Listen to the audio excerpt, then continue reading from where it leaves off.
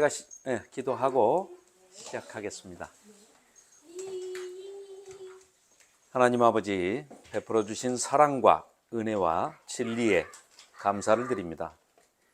오늘 이 복된 시간에 아버지 하나님께서 사랑하시는 자녀들과 또한 아버지 하나님의 백성들을 한자리에 모이게 하시고 아버지 하나님의 말씀에 귀 기울이게 하시니 감사를 드립니다. 새벽 이슬 같은 이 보석 같은 영혼들을 아버지 하나님께서 선한 길로 인도하여 주시고 말씀을 대할 때마다 명철함과 명석함과 지혜를 더하여 주셔서 말씀이 가슴판에 새겨지고 또한 우리 삶에서 그대로 적용될 수 있도록 우리 어린 자녀와 성인들 모든 아버지 하나님의 백성들에게 잘 박힌 모처럼 심어지게 도와주시옵소서. 오직 아버지 하나님의 말씀만이 이 시간 전파되게 하시고 그 받은 말씀을 삶의 실천뿐만 아니라 널리 전파하는 사랑의 전도자들이 다 될 수 있도록 도와주시옵소서. 감사드리오며 예수 그리스도의 이름으로 기도하옵나이다. 아멘. 자, 반갑습니다.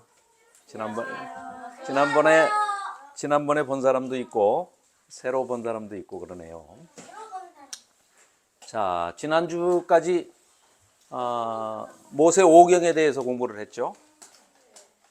창세기, 출애굽기, 레위기, 옳지. 또 민수기, 민수기 다음에 신명기, 신명기. 이렇게 5권을 뭐라고 부른다고요? 모세 오경. 이거를 5권이라고 그래서 5권의 성경, 그래서 오경 이렇게 얘기를 해요. 그런데 이제 그 대표적인 지도자가 모세여서 모세 오경이다 이렇게 얘기를 하는데, 이거를 다른 말로는 율법서라고 해요. 율법서. 우리나라에도 법이 있죠. 우리나라에도 법이 있는데 헌법 제1조가 뭐예요? 우리나라에 헌법이 있어. 헌법의 제1조. 1조 1항이 뭐야? 대한민국은 민주공화국이다. 그렇죠? 대한민국의 정체성을 헌법 제1조 1항이 밝히고 있어요. 그러면서 헌법 제1조 2항이 뭐예요? 모든 주권은 국민에게서 나오고. 오, 잘하는데.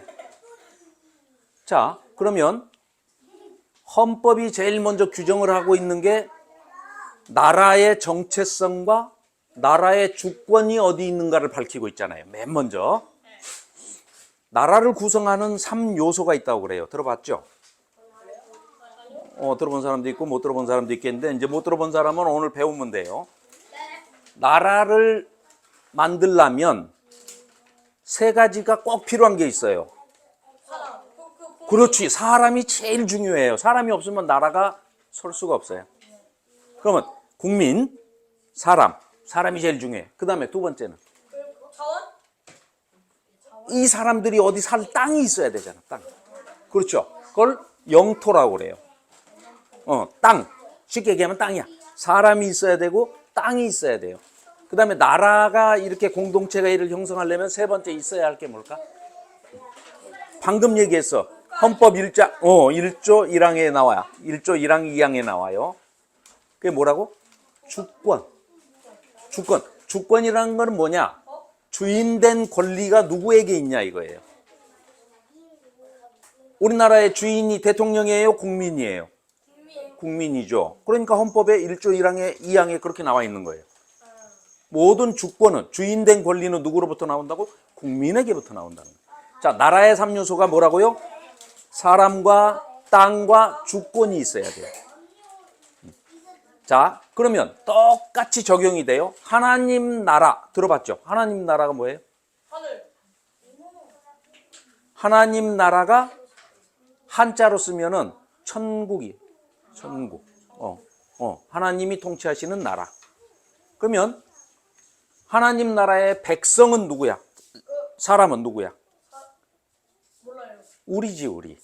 하나님을 믿고 따르는 사람들이 하나님 나라의 백성이에요. 나라의 3요소 방금 얘기한 거하고 똑같아요. 그러니까 하나님을 믿고 하나님의 말씀, 아까 율법이라고 그랬죠? 하나님이 주신 말씀대로 실천하면서 사는 사람이 국민이 되는 거예요. 하나님 나라의 국민, 백성이 되는 거예요. 그 다음에 둘째는 땅이 있어야 될 거 아니에요. 땅이. 그렇죠. 영토가 있어야 되잖아요.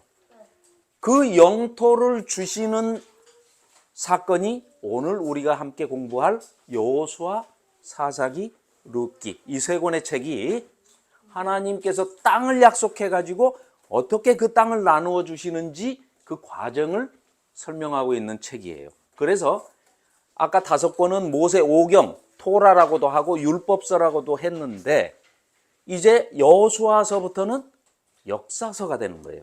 장르가 바뀌었어, 이제. 장르가. 자, 그래서 이 역사서를 우리가 공부를 할 때는 어디다가 초점을 이제 두고 봐야 되느냐, 이걸 말씀드리고 싶어요.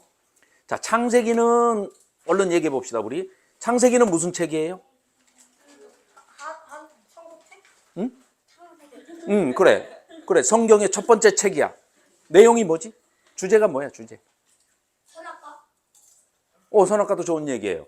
자, 제일 먼저 일단 하나님께서 이 온 천지를, 그러니까 천지는 한자어니까 우주 만물, 그것도 한자어구나. 모든 것을 창조하셨잖아요. 그죠? 그랬던 창조 이야기가 나왔는데 또 제일 중요한 사람, 그죠? 아담과 이브를 창조하셨어요. 만드셨어요. 그랬더니 어떻게? 선악과 얘기 방금 했잖아. 선악과를 따먹고 하나님처럼 되고 싶어가지고 타락을 했단 말이에요. 죄를 지었단 말이에요. 그러고 나니까 그러면 하나님은 공의로우신 분이고 거룩하신 분이기 때문에 잘못을 했으면 반드시 그 잘못에 대해서 따끔하게 심판을 하시는 분이에요. 그걸 하나님의 공의라고 그래요. 공평과 정의를 이루시는 분이다. 왜? 한쪽이 죄를 지으면 억울한 사람이 또 생길 수 있잖아요. 그걸 당한 사람이. 그렇기 때문에 자, 그래서 타락을 한 인간에 대해서 심판을 해요. 그걸 뭘로 심판을 하셨어요? 노아의 홍수로 물로 심판을 하셨단 말이에요. 그리고 그때 약속하시기를 두 번 다시 너희를 물로 심판하지 않겠다 하셨어요. 그럼 이제 나머지 이제 심판은 불로 심판하시는 심판이 남아있겠죠. 그건 언제? 예수님이 재림하셔서 재림이라는 거는 두 번째 오셨다 그 말이에요. 두 번째 오셔서. 응? 그렇지. 지옥이 영원히 꺼지지 않는 불못이라고 그러죠. 그 심판이 이제 불심판이 남아있는 건데, 자, 무간지옥도 그래. 무간이라는 거는 그냥 빼고 그냥 지옥이라고 그래. 자, 그래서 창세기가 어떤 책이냐? 창조하신 이야기, 그 다음에 사람을 만드셨는데 사람이 타락을 했어요. 뭐 얘기가 나오는데요?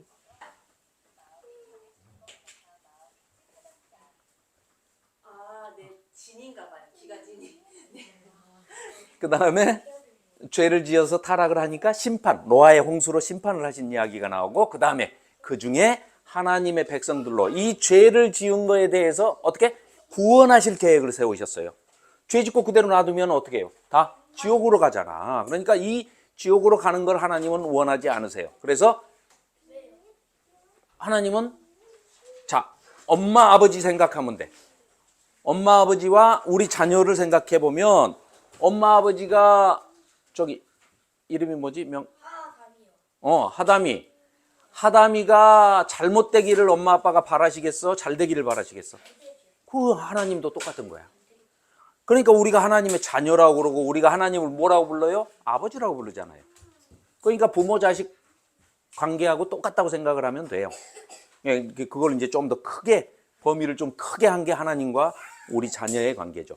자, 그래서 거기서 구원하시기 계획을 세워서 사람을 선택을 하시는데 제일 먼저 택한 믿음의 조상이 누구예요? 아담. 아담은 창조했고 아담이 타락을 했어. 그래서 노아의 홍수로 심판을 했어요. 그 다음에 믿음의 조상으로 누구를 선택하시죠? 그렇죠. 아브라함을 선택하시죠. 그 이야기가 창세기에 나와 있는 족장들의 이야기예요. 후반부에 가서. 1장부터 11장까지는 원역사를 얘기하고 있고 12장부터 50장까지는 족장들에 대한 얘기예요. 그 족장에 대한 얘기는 쉽게 얘기하면 이런 얘기예요. 사람 이야기예요. 하나님께서 택하신 백성들에 관한 얘기예요. 그런데 중요한 것은 아브라함 때부터 무슨 얘기를 하고 계시냐면 땅을 주시겠다고 그래요. 아브라함한테 끊임없이 땅을 주시겠다고 그래요. 내가 지시할 땅으로 가라. 이래서 갈대아 우르에 있던 아브라함을 불러서 고향인 하란으로 가고 하란에서 또 앞으로 지시할 땅으로 가라. 어디라고 정해주지 않고 가라고 그랬어요. 그 말씀만 듣고 하나님의 말씀만 믿고 떠난 사람이 고향 친척 아비 집을 떠난 사람이 아브라함이에요. 그래서 우리는 아브라함을 우리 믿음의 조상이다 이렇게 얘기를 해요. 그래서 아브라함이 있고 그 아들 이삭이 있고 그리고 야곱이 있고 야곱의 이름을 이스라엘로 바꿔주시면서 이스라엘 백성이 된 거예요. 네. 응? 하나님께서 야곱의 이름을 이스라엘로 바꿔주셨어요. 야곱의 이름의 뜻이 히브리어인데 야곱의 이름이 뜻이 발뒤꿈치를 잡다, 남을 속이다, 뭐 사기꾼 이런 뜻이야. 별로 안 좋지. 그래서 이스라엘이라고 바꿔줬는데 그 뜻이 뭐냐면 엘은 하나님이고 이시는 남자야. 그래서 시라엘, 하나님을 그러니까 천사와 씨름해서 이긴 남자 이런 뜻이야. 이렇게 바꿔줬어. 그래서 이스라엘의 정체성을 하나님께서 직접 구원하시기 위해서 택한 백성 이런 뜻이에요. 그래서 이제 우리가 이스라엘 역사를 왜 알아야 되느냐? 우리 대한민국 역사도 잘 모르는데 왜 남의 나라 역사를 공부를 합니까? 라고 묻는 사람들이 많이 있죠. 우리가 이제 성경 공부하면서 이스라엘 역사를 얘기하면 야, 한국 역사도 모르면서 뭐 이스라엘 역사를 공부하냐? 남의 나라 역사를. 이렇게 불신자들이나 뭐 성도들 간에도 그렇게 물어보는 사람이 많이 있어요. 그러면 이렇게 얘기를 해주시면 정답이에요. 우리가 남의 나라 역사를 공부하는 게 아니고 우리는 창조주 되시고 구원주 되시는 하나님을 믿는데 그 하나님께서 택하신 백성이 이스라엘 백성이기 때문에 하나님과 이스라엘 백성 간에 있었던 실제의 역사적인 스토리와 성경적인 얘기를 배우는 것이지 우리가 남의 나라 역사를 공부하는 게 아니다. 그러니까 우리 믿는 사람들은 어떻게 돼요? 우리의 역사를 공부하는 거예요, 사실은. 이스라엘 역사를 공부하는 것 같지만 우리하고 관계되는 역사를 공부하는 것이다.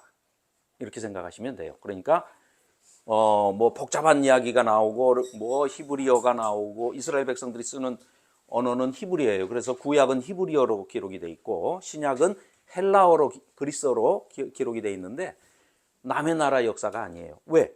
우리의 믿음의 조상이라고 하는 아브라함 이후의 이야기를 우리가 역사를 공부를 하고 있는 거예요. 그래서 자, 이 역사서를 볼 때 어떻게 이제 우리가 어떤 관점으로 봐야 되느냐? 시내산에서 하나님과 이스라엘 백성을 대표한 모세가 언약을 맺죠. 시내산에서 그때 주신 말씀이 무슨 말씀이에요? 성경 책으로 얘기하면 뭐예요? 가운데 있는 거. 창출, 그렇죠. 레위기. 레위기라는 책을 그게 십계명 대표. 그러면 십계명을 주시면서 그 십계명을 세세하게 자세히 설명을 한 게 레위기예요. 레위기. 그러니까 전체로는 레위기라는 책, 율법, 십계명으로 대표되는 그거를 언약을 맺으시면서 하나님께서는 결혼식을 했다라고 표현을 하는 대목이 성경에 여러 군데에 나와요. 그래서 지금 위에 보면 역사서는 그러면은 어떤 이야기냐? 언약식을 맺고 난 다음에 이들을 데리고 레위기 다음에 책이 뭐예요? 민수기. 민수기는 무슨 책이에요? 그렇지. 잘하는데 민수기라는 말은 민은 백성 민자예요. 사람의 수를 세었다 이런 뜻인데 사람 수는 이제 2번 세기는 했는데 실은 내용으로 보면 무슨 얘기냐면 레위기라는 율법을 줘가지고 이 레위기대로 약속의 땅을 들어가기 전에 가나안 땅에 들어가기 전에 광야에서 살아보는 연습을 하는 훈련을 하는 책이 민수기예요. 그러니까 민수기 그러면은 광야 40년 훈련기 이렇게 생각하면 딱 맞아요. 그렇게 보면은 그 내용이 다 그런 내용이에요. 이해가 돼요? 자, 그 다음 책 신명기. 신명기는 무슨 책이에요? 몰라요. 너무 씩씩한데? 신명기는 무슨 책일까? 이런 책이에요. 약속의 땅, 가나안 땅, 젖과 꿀이 흐르는 하나님께서 계속 아브라함 때부터 주시겠다고 한 그 땅을 바로 눈앞에 두고 모세가 지금까지 40년 동안 광야에서 이끌어왔어요. 그리고 모세가 그 가나안 땅을 들어가지를 못해요. 여기서 이제 죽어요. 그리고 광야에서 40년을 살았기 때문에 광야에서 태어난 사람들도 있겠죠. 40년 동안에. 그걸 광야 2세대라고 그래요. 출애굽 2세대. 이 사람들이 들어가서 약속의 땅에 들어가서 하나님과 함께 이제 동거할 텐데 그때 어떻게 살아야 되는지를 신신당부하면서 다시 율법을 설명하고 있는 책이 바로 신명기예요. 신신당부하다 뭐를? 계명을, 레위기를, 십계명을. 그래서 신명기라고 그래요. 그 다음 책 그렇게 해서 5권인데 그 5권을 지금 연습까지 이제 다 했어요. 훈련까지 다 했어. 그러고 이제 모세의 후계자인 여호수아가 인도하는 대로 해서 약속의 땅에 요단강을 건너기만 하면은 바로 가나안 땅이 나오는 거예요. 그래서 이제 가나안 땅에 들어가는 이야기가 이 역사서의 시작입니다. 그래서 여호수아, 사사기, 룻기, 이제 그다음에 뭐 사무엘상, 사무엘하 이렇게 쭉 넘어가는데 이 역사서들과 그다음에 선지자들이 예언하는 선지서, 예언서가 이제 거의 큰 구약의 큰 덩어리예요. 그런데 첫 번째 관점 뭐라고 돼 있어요? 출애굽기 19장 5절 6절이 이루어지는지 이루어지지 않는지 이스라엘 백성들이 이 출애굽기 19장 5절 6절대로 하는지 안 하는지를 잘 보면 이 역사가 제대로 가고 있는지 하나님이 원하시는 대로 가고 있는지 잘못 가고 있는지를 알 수 있어요. 그래서 이걸 항상 눈여겨봐라 하는 얘기예요. 그래서 19장 5절 6절이 무슨 내용이었어요?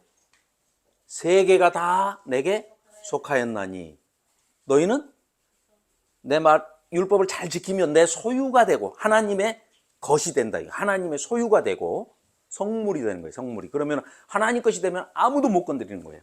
왜? 하나님 건데. 그래서 내 소유가 되고 그다음에 그러니까 너희가 내 말을 잘 듣고 언약을 지키면 내 소유가 되고 모든 민족 중에서 그러니까 이스라엘 민족이 전 세계의 수많은 민족 중에서 제사장 나라가 된다는 거예요. 이 뜻은 뭐예요? 이 이스라엘 백성이 대표가 돼가지고 나머지 모든 백성들한테 전도를 해가지고 하나님을 섬기는 그 일에 제일 우두머리가 된다. 제사장이 된다. 이런 뜻이에요. 그래서 제사장 나라가 되고 거룩한 백성, 하나님의 말씀대로 살아가는 성민, 한자로는 거룩할 성, 백성민 이렇게 얘기하는데 성민이 된다. 하나님의 거룩한 백성이 될 것이다. 그래서 이 말을 너희만 듣지 말고 반드시 너희 자녀에게, 자손에게 전해라, 가르쳐라, 교육해라, 실천하게 해라 라고 하나님께서 모세에게 명령하신 것이 바로 19장, 출애굽기 19장 5절 6절 말씀이에요. 그러면은 지금 우리도 해당이 돼요, 안 돼요? 되죠? 우리도 그러니까 지금 우리가 하고 있는 게 지금 출애굽기 19장 5절 6절이 이루어지고 있는 중이에요, 지금. 무슨 얘기예요? 내가 할아버지가 손자에게 지금 하나님의 말씀을 전달하고 있는 거잖아요. 똑같은 거예요. 이게 지금 우리가 출애굽기 19장 5절 6절을 실천하고 있는 과정이에요. 자, 그리고 레위기 26장 저기 두 번째는 레위기 26장은 무슨 얘기냐? 레위기 26장과 신명기 28장은 같은 내용을 다루고 있는데 한마디로 얘기하면 이거예요. 너희들이 말을 잘 들으면 하나님께서 복 주시고 너희들이 말을 잘 안 들으면 벌 주실 거야. 그 말이에요. 그러면 하나님이 백성들이 말을 잘 들으면 복을 4가지를 주셔요. 혹시 기억하고 있을까? 복을 4가지 주신대요. 제일 먼저 조금 허무할지도 몰라. 복 그러면은 뭐 로또 맞아가지고 돈벼락 뭐 이런 거 생각하는 사람도 있을지 모르겠지만 그거 생각했어. 네가 돈이 뭐가 필요해서. 그래. 자, 하나님은 뭐라고 얘기를 하셨냐면 이때는 다 농경사회야. 농사 짓거나 아니면 양을 치거나 목축업을 하거나 이런 경제활동을 하는 생산활동을 하는 시대이기 때문에 제일 중요한 게 비야. 비. 때에 맞춰서 비가 와야 돼. 늦은 비가 오고 때에 맞춰서 이른 비가 와야 씨를 뿌리고 또 비가 오면 자라고 또 수확을 하고 이런 과정들. 그래서 제일 먼저 너희들이 내 말을 잘 들으면 비를 준다. 비를. 그 말은 뭐예요? 비로 대표됐지만 농사가 잘 되면 좋죠. 농사 짓는 사람이 농사 잘 되는 것보다 더 좋은 게 뭐 있겠어요. 그래서 비를 준다. 네가 하는 일을 다 잘 되게 해주겠다는 뜻이에요. 그 다음에 그렇게 했는데 내가 잘 됐어. 농사를 잘 지어가지고 엄청나게 많이 창고에다 쌓아놨는데 누가 와서 불을 질러버린다든가 차를 대놓고 훔쳐서 밤중에 싣고 도망을 간다든가 이런 일이 있으면 다 허사가 되잖아. 헛일이 되잖아. 그러니까 그런 일도 없어야 되겠죠. 그래서 비를 주시고 그 다음에 주시는 게 평화. 누가 침범하지 않게 해주시겠다는 거예요. 비를 주시고 평화를 주시고 그 다음에 자녀를 많이 낳고 번성해서 지금 이제 그런 얘기까지 저출산 얘기까지는 못하겠고 아무튼 자 번성해라. 생육하고 번성해라. 이거는 아담한테도 주신 얘기였죠. 아담 때부터. 그래서 번성을 주시고 그 다음에 제일 중요한 거 하나님께서 내가 너와 함께 하겠다. 그러니까 비평화, 번성, 동거, 동행 이 4가지 복을 주신다는 거예요. 그런데 반대로 하면 레위기 26장이나 신명기 28장에는 반대로 너희가 말을 안 들으면 하나님의 율법을 행하지 않고 안 들으면 어떻게 하느냐? 3가지 화를 주신다. 그 3가지가 뭐겠어요?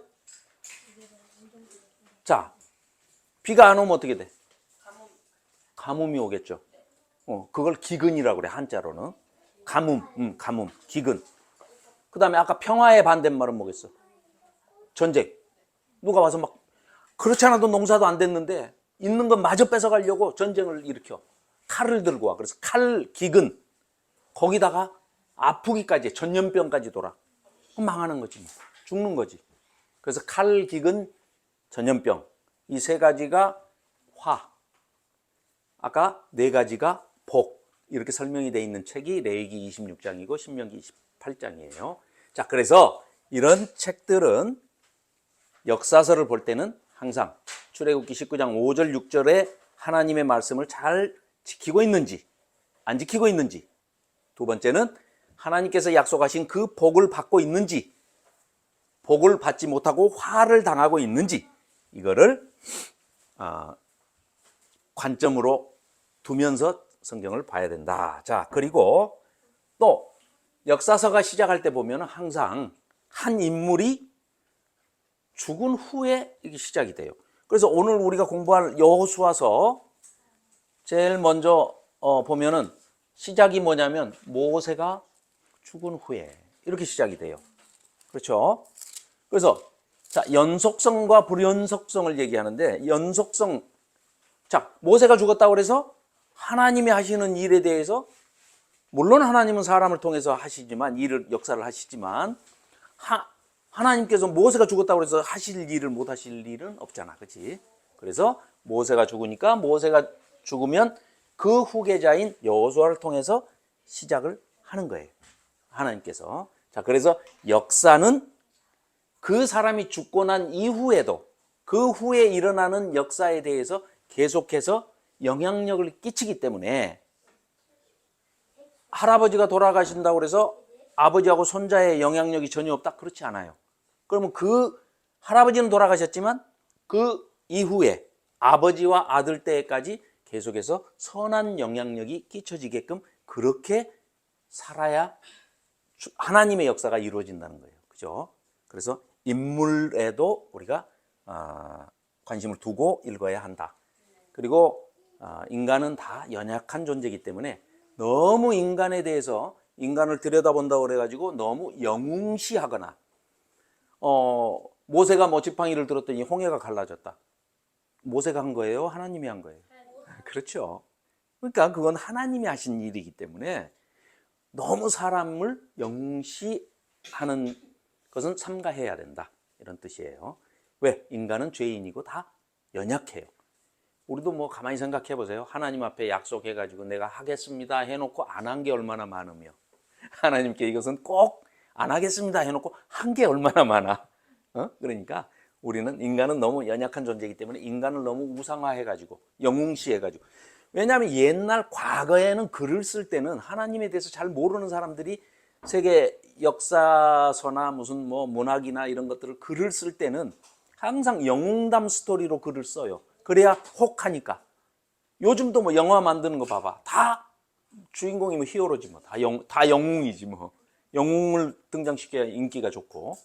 그렇지만 우리가 성경을 볼 때는 인간도 분명히 봐야 되지만 그 너머에서 전체 역사를 섭리하시고 이끌어 가시는, 연륜하시고 경륜으로 끌고 가시는 하나님의 역사를 봐야지 인간의 어떤 그런 쪽에 눈을 돌려서는 안 된다. 이런 뜻이죠. 자, 그리고 하나님께서는 늘 이러이러한 역사를 통해서 무엇을 교훈하고 계시는지 거기에 관점을 갖고 봐야 됩니다. 자, 여호수아서는, 자, 아까 이제 결혼식으로 비유를 했어요. 결혼식으로 비유를 하면 레위기가 시내산에서 언약을 맺은 걸 결혼식이라고 그랬어. 그러면 이제 신혼집도 필요하겠죠. 신혼부부가 가서 살 집이 필요해. 땅이 필요하고 집이 필요하겠죠. 그게 바로 아브라함 때부터 약속을 끊임없이 해주신 약속의 땅이에요.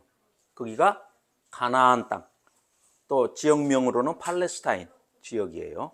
지금 거기 이스라엘이 일부 차지하고 있고 레바논이 또 일부 차지하고 있고, 지금 한참 전쟁을 하고 있죠.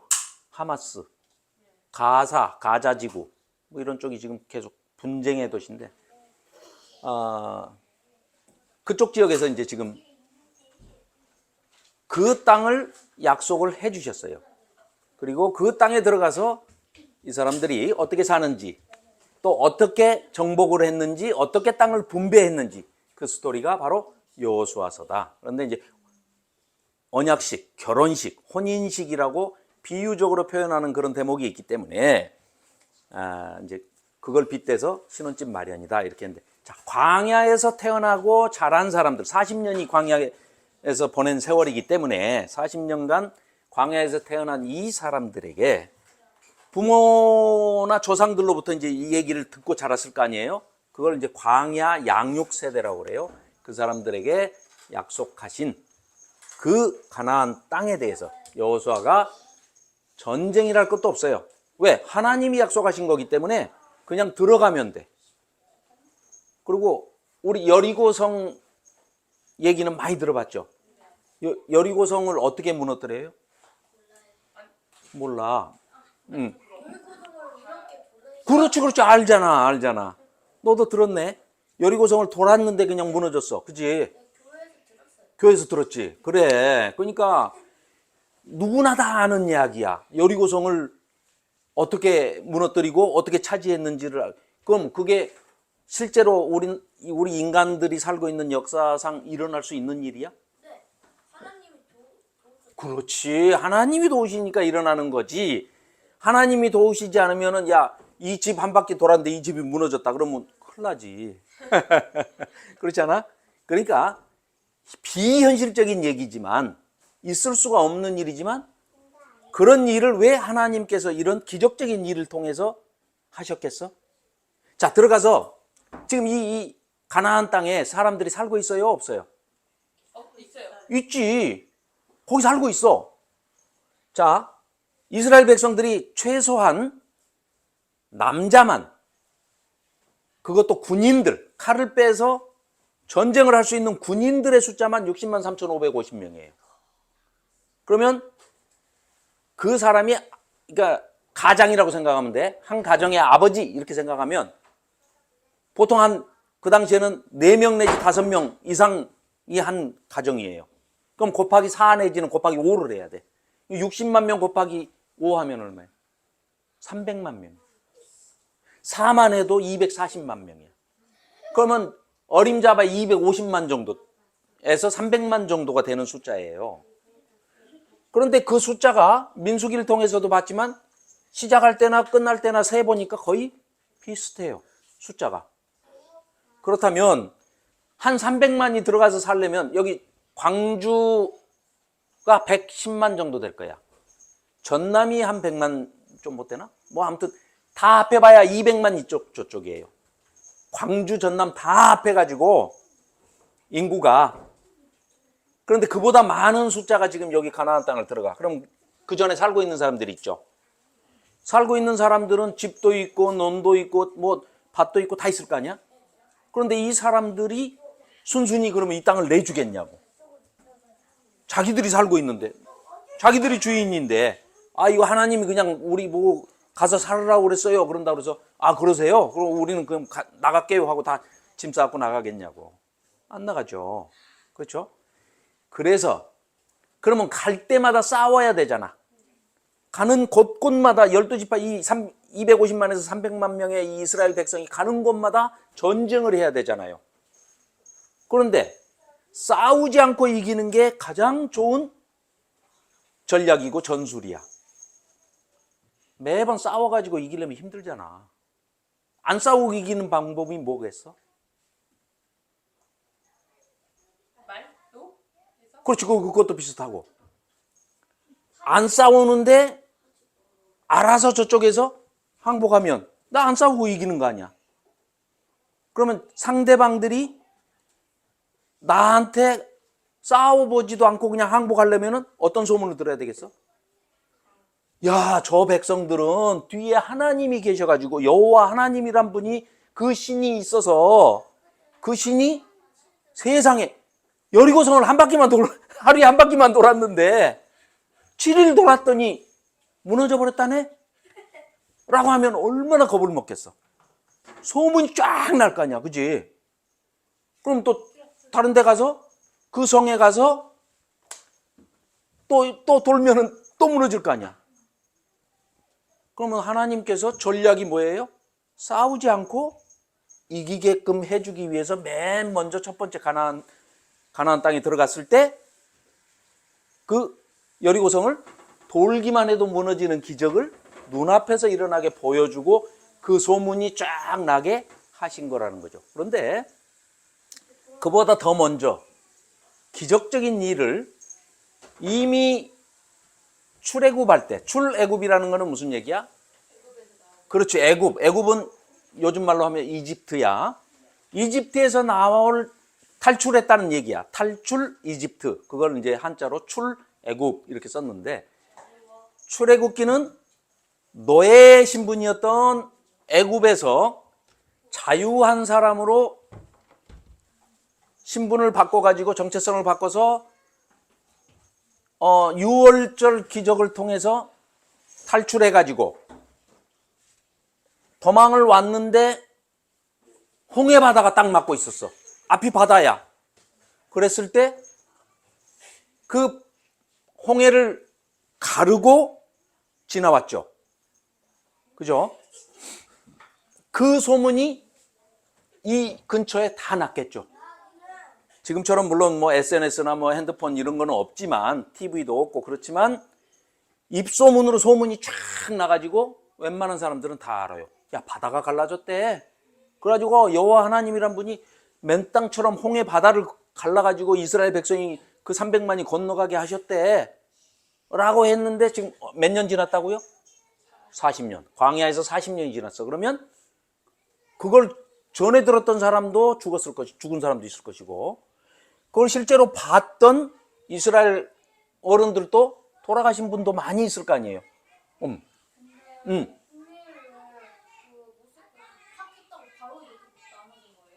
아니, 성경에 읽어보면 밤새 동풍이 불어서 바다가 갈라졌다고 그렇게 나와요. 근데 오래 걸렸으면은 그럼 이렇게 나눠준 거니까 바다 땅이 마를 수도 있는 거 아니에요? 자, 노출이 많이 되는. 물이 바다가 갈라지려면 이쪽에도 물이 벽이 되고 이쪽도 벽이 되고 가운데 땅이 드러나야 되지. 그리고 그게 마를 정도가 되면 그렇게 막 오랜 시간이 걸려서 몇 년씩 걸려가지고 그렇게 마른 게 아니고 그냥 하룻밤 사이에 동풍이 불어가지고 그냥 기적이 일어나서 물이 이렇게 갈라져서 벽이 된 거야, 벽이. 그리고 그냥 건너간 거야. 그거와 똑같은 일을 이 가나안 땅에 들어가기 전에 앞에 가로막고 있던 요단강이 있었어. 그 요단강을 그렇게 가르고 건너게 하시는 거야. 그게 뭐하고 비슷하다고? 출애굽할 때 홍해를 갈랐던 것과 똑같은 그런 상황을 연출해 주시는 거예요. 이해가 돼요? 자, 그래서 이제 여호수아를 보기 전에 자, 요걸 한번 봅시다. 그러면 요단강을 이게 지금 여기 보이는 사진이 여기 이렇게 강줄기가 이제 이렇게 들어오는 거예요. 요단강은 이제 저 위에 갈릴리 호수에서 요단강이 쭉 내려와가지고 남쪽에 내려가면은 사해바다가 돼요. 사해바다. 자, 그런 지금 물줄기인데, 이거예요. 두 가지가 이제 차이가 있어. 이 요단강을 여기서 이렇게 건너서 지금 가나안 땅을 들어가야 되는데, 홍해는 어떻게 해서 출애굽할 때 갈라놓고 지나가게 했죠. 바다를 하나님이 먼저 모세를 통해서 갈라놓고 지나가게 했죠. 몰라요? 홍해 바다를 건널 때 이스라엘 백성들이 건너가니까 홍해 바다가 갈라졌어요? 아니면 홍해 바다가 갈라지고 나니까 백성이 지나갔어요? 그렇죠, 그렇죠. 내가 말을. 그렇지. 그런데 요번에는 요단강에서는 그렇게 해. 왜 그러셨을까? 하나님이 멍청해서요. 아닌데. 잘 생각해봐. 자, 하나님은 전지전능하신데 그걸 몰라서 그렇게 하셨겠냐고. 자, 물이 안 갈라졌어. 그런데 야, 너희들 말이야. 옛날에 홍해를 건널 때는 내가 갈라놓고 건너라 하니까 안심하고 눈에 갈라진 걸 보고 건넜으니까 그냥 크게 의심 안 해도 건너면 되잖아. 눈에 보이니까. 그런데 요번에는 어떻게 하시냐면 물이 안 갈라졌어. 근데 네가 믿고 건너봐. 네가 발을 담그면 갈라질 거야. 그러면 뭐가 필요해? 믿음이 필요하잖아요. 그 하나님의 말씀을 믿고 내가 물에다가 발을 담그니까 이게 물이 갈라졌단 말이야. 이거 엄청난 차이가 있는 거예요. 그죠? 그러니까 너 방금 그 얘기했던 것은 취소해야 돼. 그리고 잘못했습니다 그래야 돼. 기도해. 자, 그게 이제 이런 게 있어요. 여호수아서를 읽어보면 여호수아가 건너라 하는 얘기가 굉장히 많이 나와. 19번인가 나와요. 그 다음에 섬겨라, 섬기다 이런 말도 너희들은 가나안 땅에 들어가면 하나님만 섬겨라, 여호와만 섬겨라 하는 말도 그것도 한 20번 나와요. 그럼 굉장히 반복해서 강조해서 이게 건너라, 섬겨라, 건너라, 섬겨라. 근데 히브리어로는 건너라가 아바드야. 섬기다는 아바르야. 아바르. 하나는 아바드, 하나는 아바르. 어감이 또 거의 비슷한 말을 가지고 이걸 이제 뭐 워드플레이라고도 하고 언어 유희라고도 하고 이제 이렇게 하는데 이 사람들은 문학적인 기법이기도 한데 여호수아가 잊어버리지 말라고. 그러니까 하나님께서 여호수아를 통해서 이스라엘 백성들한테 절대 잊어버리지 말라고 네가 물이 안 갈라졌는데 발을 네가 물에 건너라 하는 명령, 아바드라는 명령을 듣고 넣었더니 어떻게? 갈라졌단 말이야. 그러니까 너는 들어가면 아바르 해라. 하나님만 섬겨라. 이런 뜻이 담겨 있어요. 처음 들었죠? 그래요. 그래서 이런 거는 또 한 가지 이제 우리가 그래도 여기 이제 그러니까 저학년 동생들보다는 그래도 어떻게 하다 보니까 이제 또 고학년들만 남았네. 그래서 이제 이런 부분도 우리가 좀 유념해서 다시 한번 이제 이렇게 공부 끝나면 여호수아도 24장밖에 안 되니까 한번 읽어보고 사사기 21장까지 있고 그것도 한번 읽어보고 룻기는 4장밖에 없어. 그러나 이게 굉장히 중요한 책이거든. 율법서 다음에 나오는 이제 첫 번째 역사서 책이기도 하고 신학적인 의미나 이런 것들도 굉장히 깊이 있고 이제 뜻이 있기 때문에 우리가 그런 것도 좀 깊이 있게 좀 들어가서 읽고 읽을 때 그냥 하얀 거는 종이고 까만 거는 글씨고 그냥 그 겨우 뜻만 아는 것보다는 그 사이에 숨어 있는 행간을 읽는다고 그러지 그 너머에 있는 것까지 뜻을 이렇게 생각해 가면서 읽는 것을 지금 여러분들 나이 때 이렇게 훈련을 해야 연습을 해야 나중에 같은 책을 보더라도 훨씬 깊이 있게 깨달을 수가 있는 거죠. 그렇게 연습을 하다 보면 또 그 지성에 영성을 더해 주시고 또 더 심오한 것을 깨닫게 해 주시고 하는 그런 역사가 그런 은혜가 항상 있다는 거죠. 그래서 여러분들도 책을 읽을 때 이런 지금 지나가면서 하는 얘기지만 그런 것들을 염두에 두고 읽으시는 게 좋아요. 그래서 자, 이게 이제 요단강인데 자, 동영상을 하나 볼까?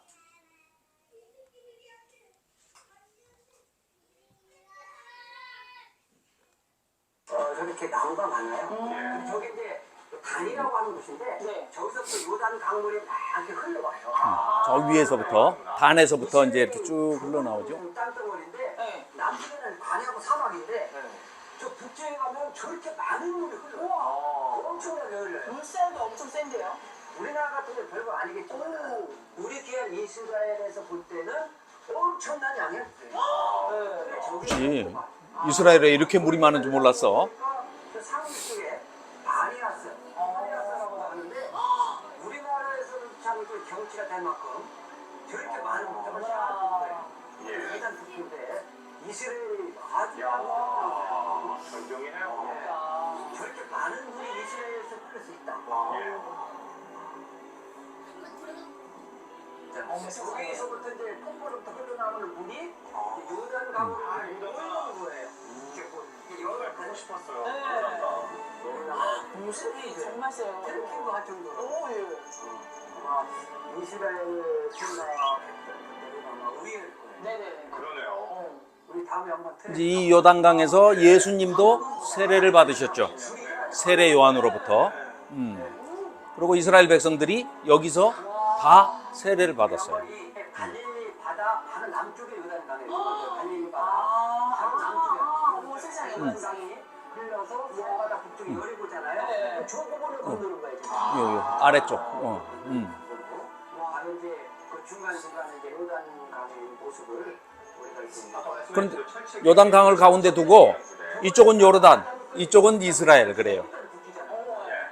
요단 두고 저기는 여리고 앞에 이스라엘 백성들이 건넜던 그 지역의 요르단강. 여호수아가 건넜던 데. 네. 지금 우리나라 그 지역은 예수님이 세례를 받으신 곳이기도 하고 이스라엘 백성들이 건넜던 곳, 건넜던 곳에 오늘날 요르단강. 그런데 저기 정말 가보고 싶은데. 제가 북쪽이에요. 예. 턱을 하나 두고 여기서 우리 공무시하고 여기하고 요거에 3배 정도밖에 안 돼요. 북쪽이야. 혼자 뛰면 요르단 가요. 혼자 많이 떼요. 이시네요. 근데 떼기 전에 좋았죠. 근데 이거야. 그 저쪽에 요르단이고 이쪽에 이스라엘 지역. 어머. 우리나라는 확 가면 그냥 구경 갈 것 같은데. 그럴 수 없는 거죠. 자, 저기서 이제 세례. 세례도 받지만 이스라엘 백성들이 건넜던 지대로 요르단 가요. 보니까 더욱 실감이 나요. 그러니까요. 저 요단강 정말 보고 싶었거든요. 근데 요단강이 자, 그래서 이제 이 가나안을 왜 이 가나안 땅에 가는 방법이 출애굽을 해가지고 길이 꼭 지금 이 이스라엘 백성이 실제로 40년 동안 이렇게 광야의 생활을 하고 또 요단강 동쪽으로 가가지고 동쪽에서 요단강을 건너서 이렇게 가나안 땅에 들어가야만 하는 그 길밖에 없었다면 할 말이 없지만 편하게 갈 수 있는 길이 많이 있었어요. 그럼에도 불구하고 40년이 걸려서 또 동쪽으로 해서 요단강을 건너면서 들어가게 하신 데에는 분명히 이유가 있으시겠죠. 하나님께서 그렇게 하신 이유가. 자, 우리가 이제 창세기, 출애굽기, 레위기, 민수기, 신명기 5경을 공부를 할 때 봤겠죠. 성막. 하나님과 만날 수 있는 장소가 성막이죠. 성막. 그 성막이 장막이라고도 하고 터버너클, 장막이라고도 하는데 요한계시록에 보면 천국을 소개할 때 하나님께서 새 예루살렘 성을 하늘에서 가지고 내려오시고 우리가 올라가서 거기서 만나게 돼요. 거기를 들어가게 되는데 성막, 장막을 치셨다 이렇게 나와. 하나님의 장막을 우리 백성들에게 자녀들이 있는 곳에다가 장막을 치셨다 이 얘기야. 그럼 그건 무슨 얘기예요? 하나님과 우리가 만나는 곳이 성막이고 장막이고 성전이죠. 지성소고. 하나님과 직접 만나는 곳이에요. 그러면 우리가 천국에 가면 하나님과 직접 얼굴을 대고 만날 수가 있게 된다는 거예요. 그게 바로 천국이에요. 요한계시록에 소개를 하고 있는 그곳이. 그러면 먼저 여기 지금 레위기에서 성막을 어떻게 지어라 하고 설계도를 모세에게 주셨잖아요. 그래서 광야에서 성막을 지었죠. 지어가지고 어떻게 해요? 들고 이동식 터버너클이지. 그걸 가지고 다녔는데, 자, 그 성소에서 하나님이 성소에서 이제 이렇게 만나시는데, 우리 인간을 만나시는데, 그 성소의 출입문이 어느 쪽에 나 있어요? 동서남북 중에 어느 쪽에 나 있어요? 동쪽이죠. 자, 에덴 동산에서 아담과 하와가 쫓겨날 때 어디로 쫓겨났어요? 동서남북 중에. 그래요. 그래서 에덴의 동쪽 그러잖아. 에덴이 이렇게 있으면 동쪽으로 쫓겨나요. 죄를 지어가지고 타락을 해서 쫓겨나잖아요. 하나님의 동산에서 쫓겨나. 그럴 때 동쪽으로 쫓겨나. 이걸 회복시켜서 다시 구원을 해 주시려면 어디로 다시 회복이 돼야 되겠어요? 어디로 들어가야 되겠어? 어느 쪽으로? 동쪽으로 들어가야죠. 동쪽으로 쫓겨났으니까 동쪽으로 들어가야 회복이 될 거 아니에요. 갔다가 회복하려면 다시 돌아와야 될 거 아니에요. 동쪽으로 쫓겨났기 때문에 동쪽으로 들어와야 돼요. 그 의미가 에덴 동산에서부터 지금 여기 약속의 땅, 하나님께서 주시겠다고 약속하신 이 가나안 땅도 들어가려면 남쪽에서도 들어갈 수 있고 뭐 서쪽에서도 들어갈 수도 있고 얼마든지 들어갈 수 있지만 굳이 동쪽으로 들어가게 하시는 의미가 뭐라고요? 구원. 너희들을 구원하겠다 하시는 하나님의 계획과 하나님의 의도와 하나님의 의지를 깨닫게 해주시는 거예요. 그래서 요단강이 있지만 그 강을 믿고 너희가 발을 담그면 강물이 갈라지고 너희가 마른 땅처럼 홍해바다 건너갔던 것처럼 건너되 홍해는 갈라놓고 건너라 했지만 이번에는 갈라놓지 않고 믿음으로 건너면 갈라질 것이다 해서 그것도 회복의 의미로 동쪽에서 가게 이렇게 하셨다는 거예요. 그래서 이 요단강 동쪽에 2지파 반이 땅을 차지하고 이쪽에 9지파 반이 그래서 총 12지파가 땅을 분배하게 되죠. 자, 분배하는 얘기는 여러분들이 이제 읽어보셔도 읽어는 보세요. 그렇지만 재미는 하나도 없어요. 왜냐하면 땅 경계를 그림 한 장으로 그리면 간단할 거를 글로 써놓은 거예요. 어디서부터 어디까지가 누구 지파의 땅이고 어디서부터 어디까지. 그러니까 하나도 재미가 없어. 특히 내 땅이 한 평도 없어 거기는. 그래서 아무 재미가 없는데 그래도 읽어보세요. 그러면 자, 이 땅을 차지할 때 정복하는 이야기가 나오는데 전투는 딱 3번 해요. 3번. 그것도 보세요. 제일 먼저 여리고성 그 전투입니까? 그냥 돌기만 했잖아요. 뭐 칼 들고 막 그때 막 이렇게 싸우고 하는 그런 전쟁이 아니에요. 왜? 하나님이 주시겠다고 약속하셨죠? 들어가기만 하면 된다라고 했어요. 그리고 이미 들어가면 그 사람들이 살던 집이 지어져 있죠. 또 곡식 다 심어져 있어가지고 수확하면 되죠. 양 자기들이 가축 가지고 왔던 거 그냥 데리고 들어가서 살면 돼요. 이런 상황입니다. 그러니까 말씀만 듣고 그대로 시키는 대로만 했으면 아무 문제가 없었을 텐데 결과가 어땠을 것 같아요? 결과가 나빠졌죠. 예. 왜 어떻게 알아요 우리가? 그 다음 책이 뭐예요? 사사기. 사사기를 종교 암흑 시대라고 그래요. 왜? 여호수아가 죽고 나니까 이렇게 얘기해서 미안해요. 개판이 돼 버렸어요. 개판. 그래서 이제 그 과정을 우리가 살펴볼 거예요. 자, 그래서 전투는 사실 여기 길갈이라는 곳을 잊어버리지 마세요. 그러니까 김영주 목사님 항상 얘기하시죠. 길을 갈 때는 어디서 출발한다고요? 길갈. 그렇죠. 그래서 여기가 중심지예요. 그래서 길갈에 다 모여가지고 남부 내려가서 전투 한번 싹 하고 또 다시 길갈로 와. 그다음 이제 중부 길갈에서 남부 그다음에 북부 위쪽으로 이제 하솔 메론 물가 쪽으로 이제 올라가는. 그러니까 세 번. 무슨 뭐 어떻게 세 번이라고요? 중부 길갈에서 중부 전투 한 번, 남쪽으로 내려가서 남부 전투 한 번, 다시 길갈로 와서 길갈에서 북쪽으로 올라가서 북부 전투 한 번. 이렇게 세 번이다. 이렇게 생각하시면 아주 간단합니다. 자, 그래서 가나안 입성을 하고 길갈에서 중부 전투, 그리고 남부 전투, 다시 올라와서 하솔 쪽으로 북부 전투, 이렇게 세 번이 있었어요.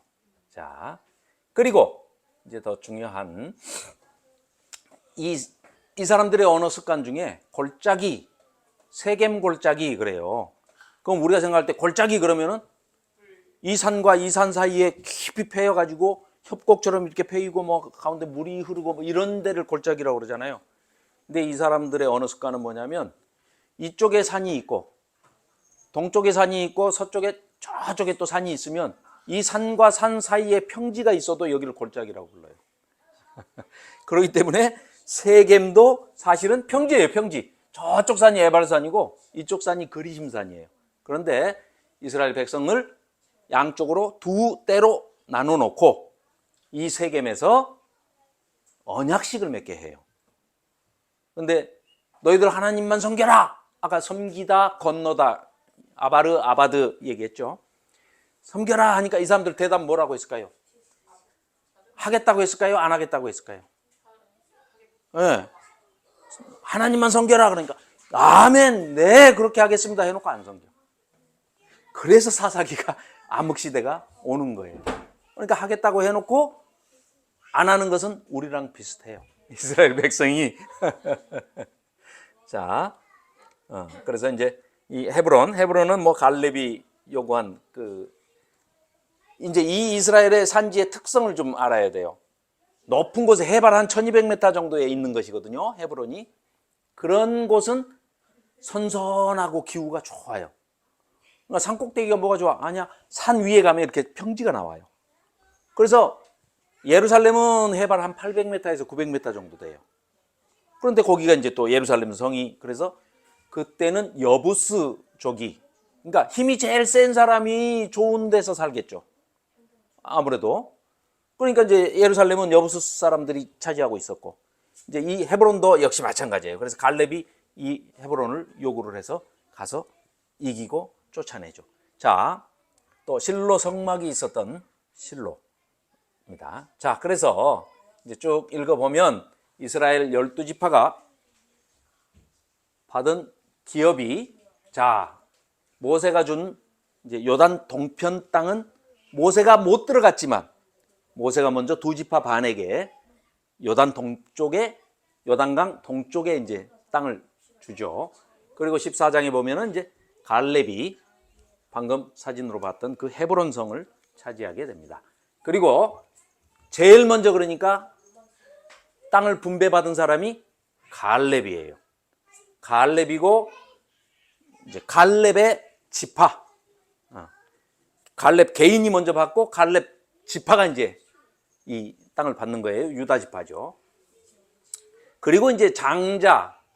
자, 이건 조금 어려운 얘기일 수도 있는데 야곱의 아들이 12명이죠. 장자가 누구예요? 장자, 큰아들. 응?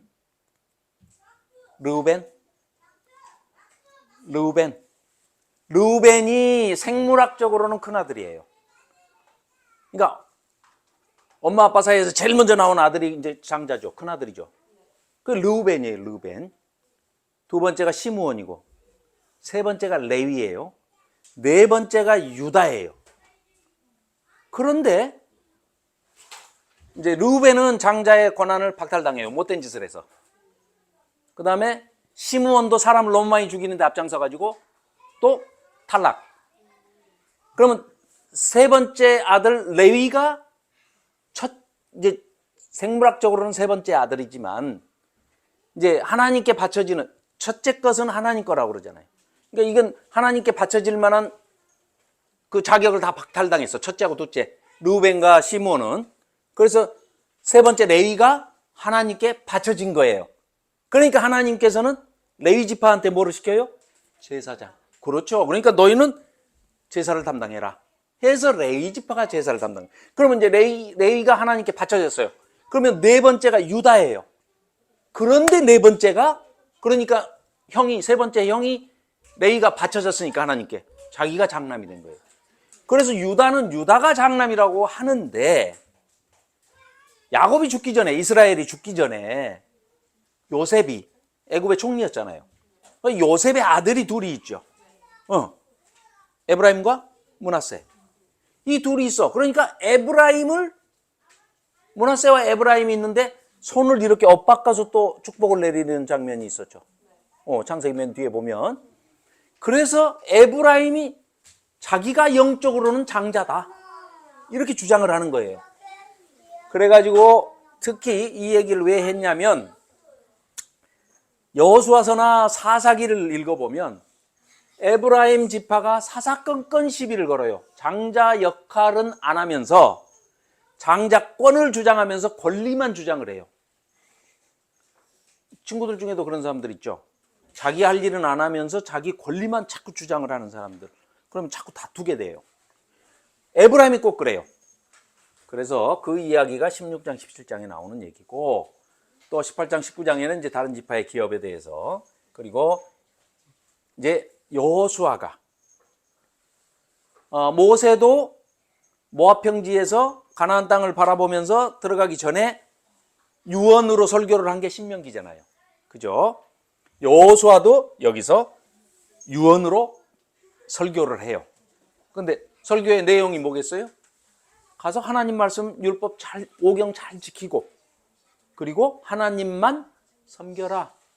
아까 계속해서 일관되게 해왔던 그 얘기입니다. 그리고 20장, 21장에는 이제 도피성. 이 도피성이라는 건 레위 지파는 땅을 받았을까요? 못 받았을까요? 하나님께 바쳐졌기 때문에 땅이 필요가 없죠.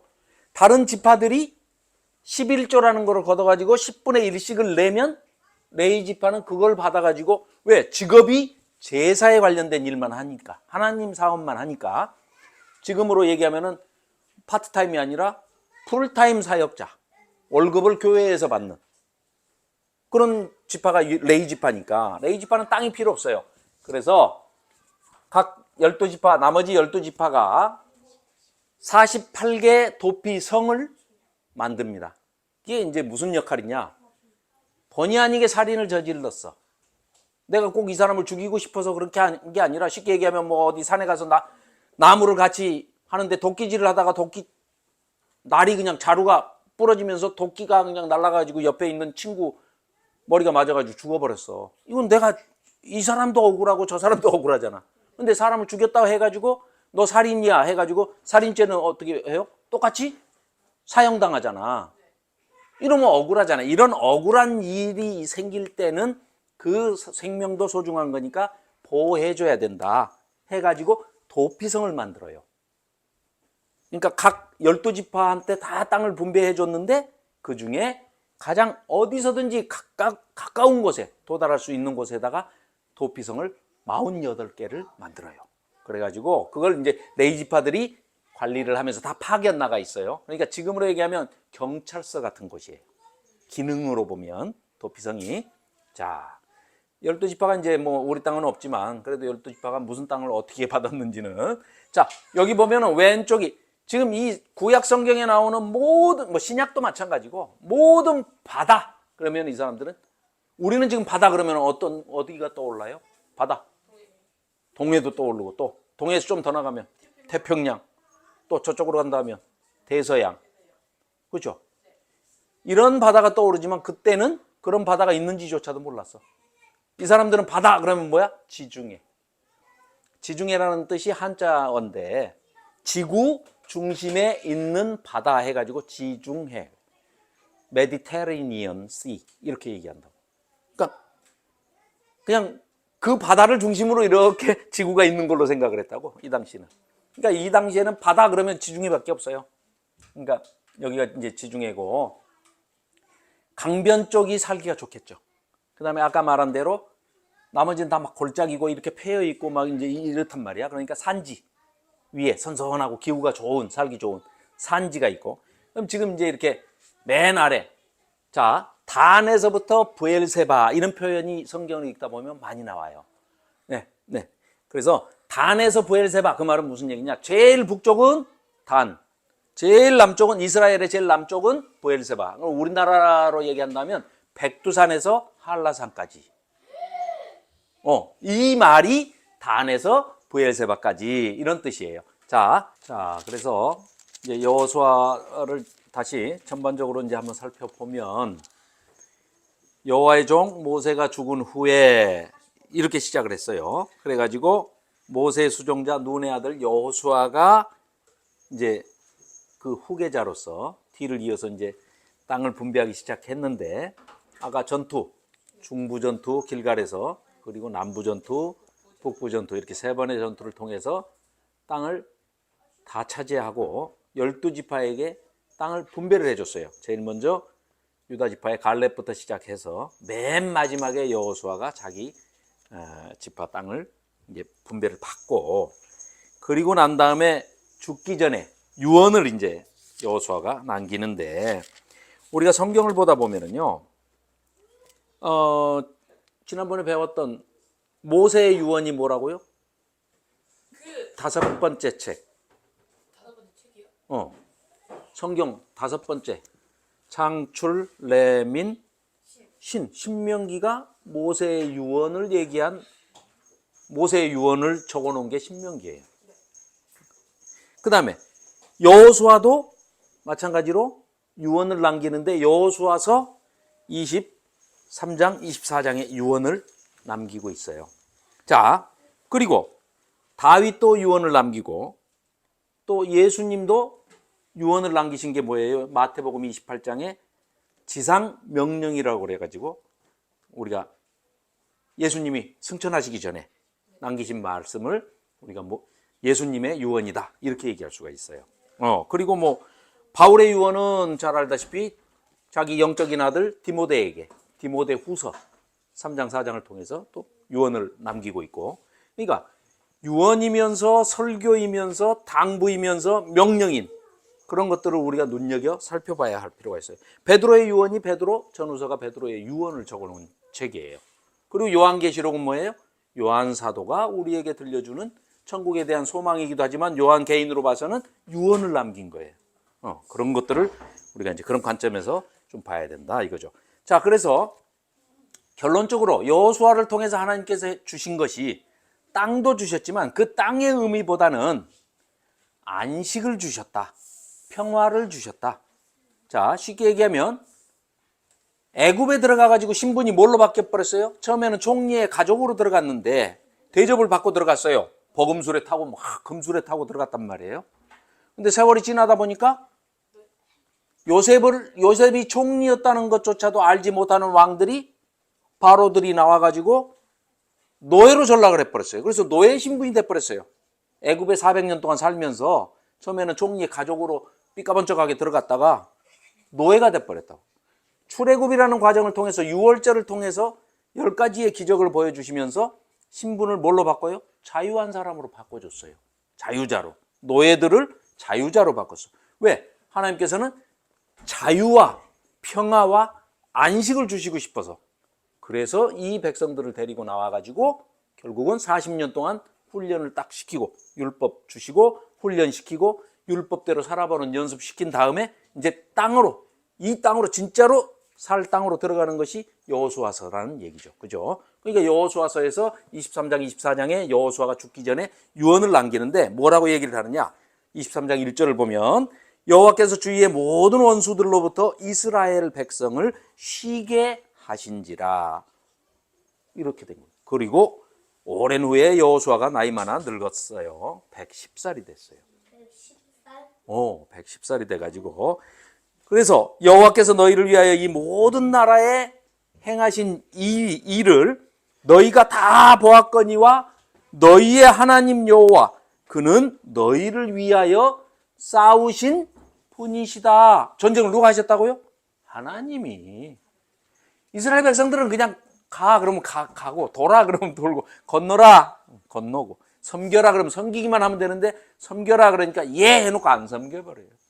그럼 이 사람들이 왜 안 섬겼을까? 왜 우상을 섬겼을까? 왜 우상을 섬겼을까? 그걸 한번 생각해 봅시다. 아니 눈으로 봤잖아. 지금 하나님께서 하시는 일들을 다 봤잖아요. 기적들이 막 일어났잖아요. 그런데 왜 이런 일이 벌어졌을까? 왜 우상을 섬겼을까? 하나님의 명령은 너희들이 들어가서 그 땅에 가나안 땅에 들어가서 거기에 기존에 살고 있는 족속들을 다 쫓아내라고 그랬잖아요. 같이 섞여서 살면 안 된다 그랬어요. 그런데 그냥 쫓겨나는 사람도 있겠지만 쫓겨나지 않는 사람도 있을 거 아니에요. 힘이 센 사람들은 안 쫓겨나려고 버티겠죠. 그거 싸워. 근데 그때는 왜 하나님이 안 도우셨을까? 너희 힘으로 해라. 명령이니까. 믿고 했으면 이겼겠죠. 그런데 이스라엘 백성이 같이 섞여서 살다가 보니까 동화돼 버린 거예요. 그쪽을 따라가 버려. 쉽게 얘기하면 목사님하고 스님이 한 방에서 같이 지내게 됐어. 하숙을 하게 됐어. 그러면 목사님도 열심히 스님을 전도해야 될 거 아니야. 전도 대상이니까. 근데 그게 아니라 조금 있으니까 목사님이 성경을 집어던지고 목탁을 같이 두드리고 있는 꼴이 돼버린 거야 지금 이스라엘 백성이. 왜? 그 사람들은 자기들은 노예 신분에서 지금 광야에서 40년을 살다가 들어왔잖아요. 이 사람들은 안정된 생활을 하면서 집도 있고 땅도 있고 밭도 있고 농사도 짓고 가축도 있고 그런단 말이야. 가만히 들어가가지고 이 사람들 다 쫓아내고 자기들 거라고 하나님이 주셨는데도 이들이 모시는 신이 더 여호와 하나님보다 더 세기 때문에 힘이 더 좋아서 이들을 더 잘 살게 해줬다 하고 그쪽으로 변질돼 버린 거예요. 동화됐다는 얘기는 좋은 표현이고 변질된 거예요. 상해버렸어. 맛이 가버린 거야. 그런 일들이 계속해서 벌어진 거예요. 그래서 여호수아서를 읽어보면 쫓아내지 못하였더라. 그럴 수 있어요. 그쪽에서 버티고 이러다 보면 부딪혀가지고 쫓아내지 못하였더라가 될 수 있는데 나중에 보면 어떻게 돼? 쫓아내지 아니하였더라 이렇게 돼요. 쫓아내지 못한 것은 내가 불가항력적으로 힘이 없어서 못한 거지만 쫓아내지 않았다는 것은 내가 뭐예요? 내가 쫓아낼 수도 있었는데 쫓아내지 않고 그냥 같이 살면서 야 그쪽 신이 더 좋은 것 같아 하고 우상에 빠져버렸다는 거예요. 이건 의미가 전혀 다른 얘기죠. 그죠? 이런 상태가 왜 왔느냐?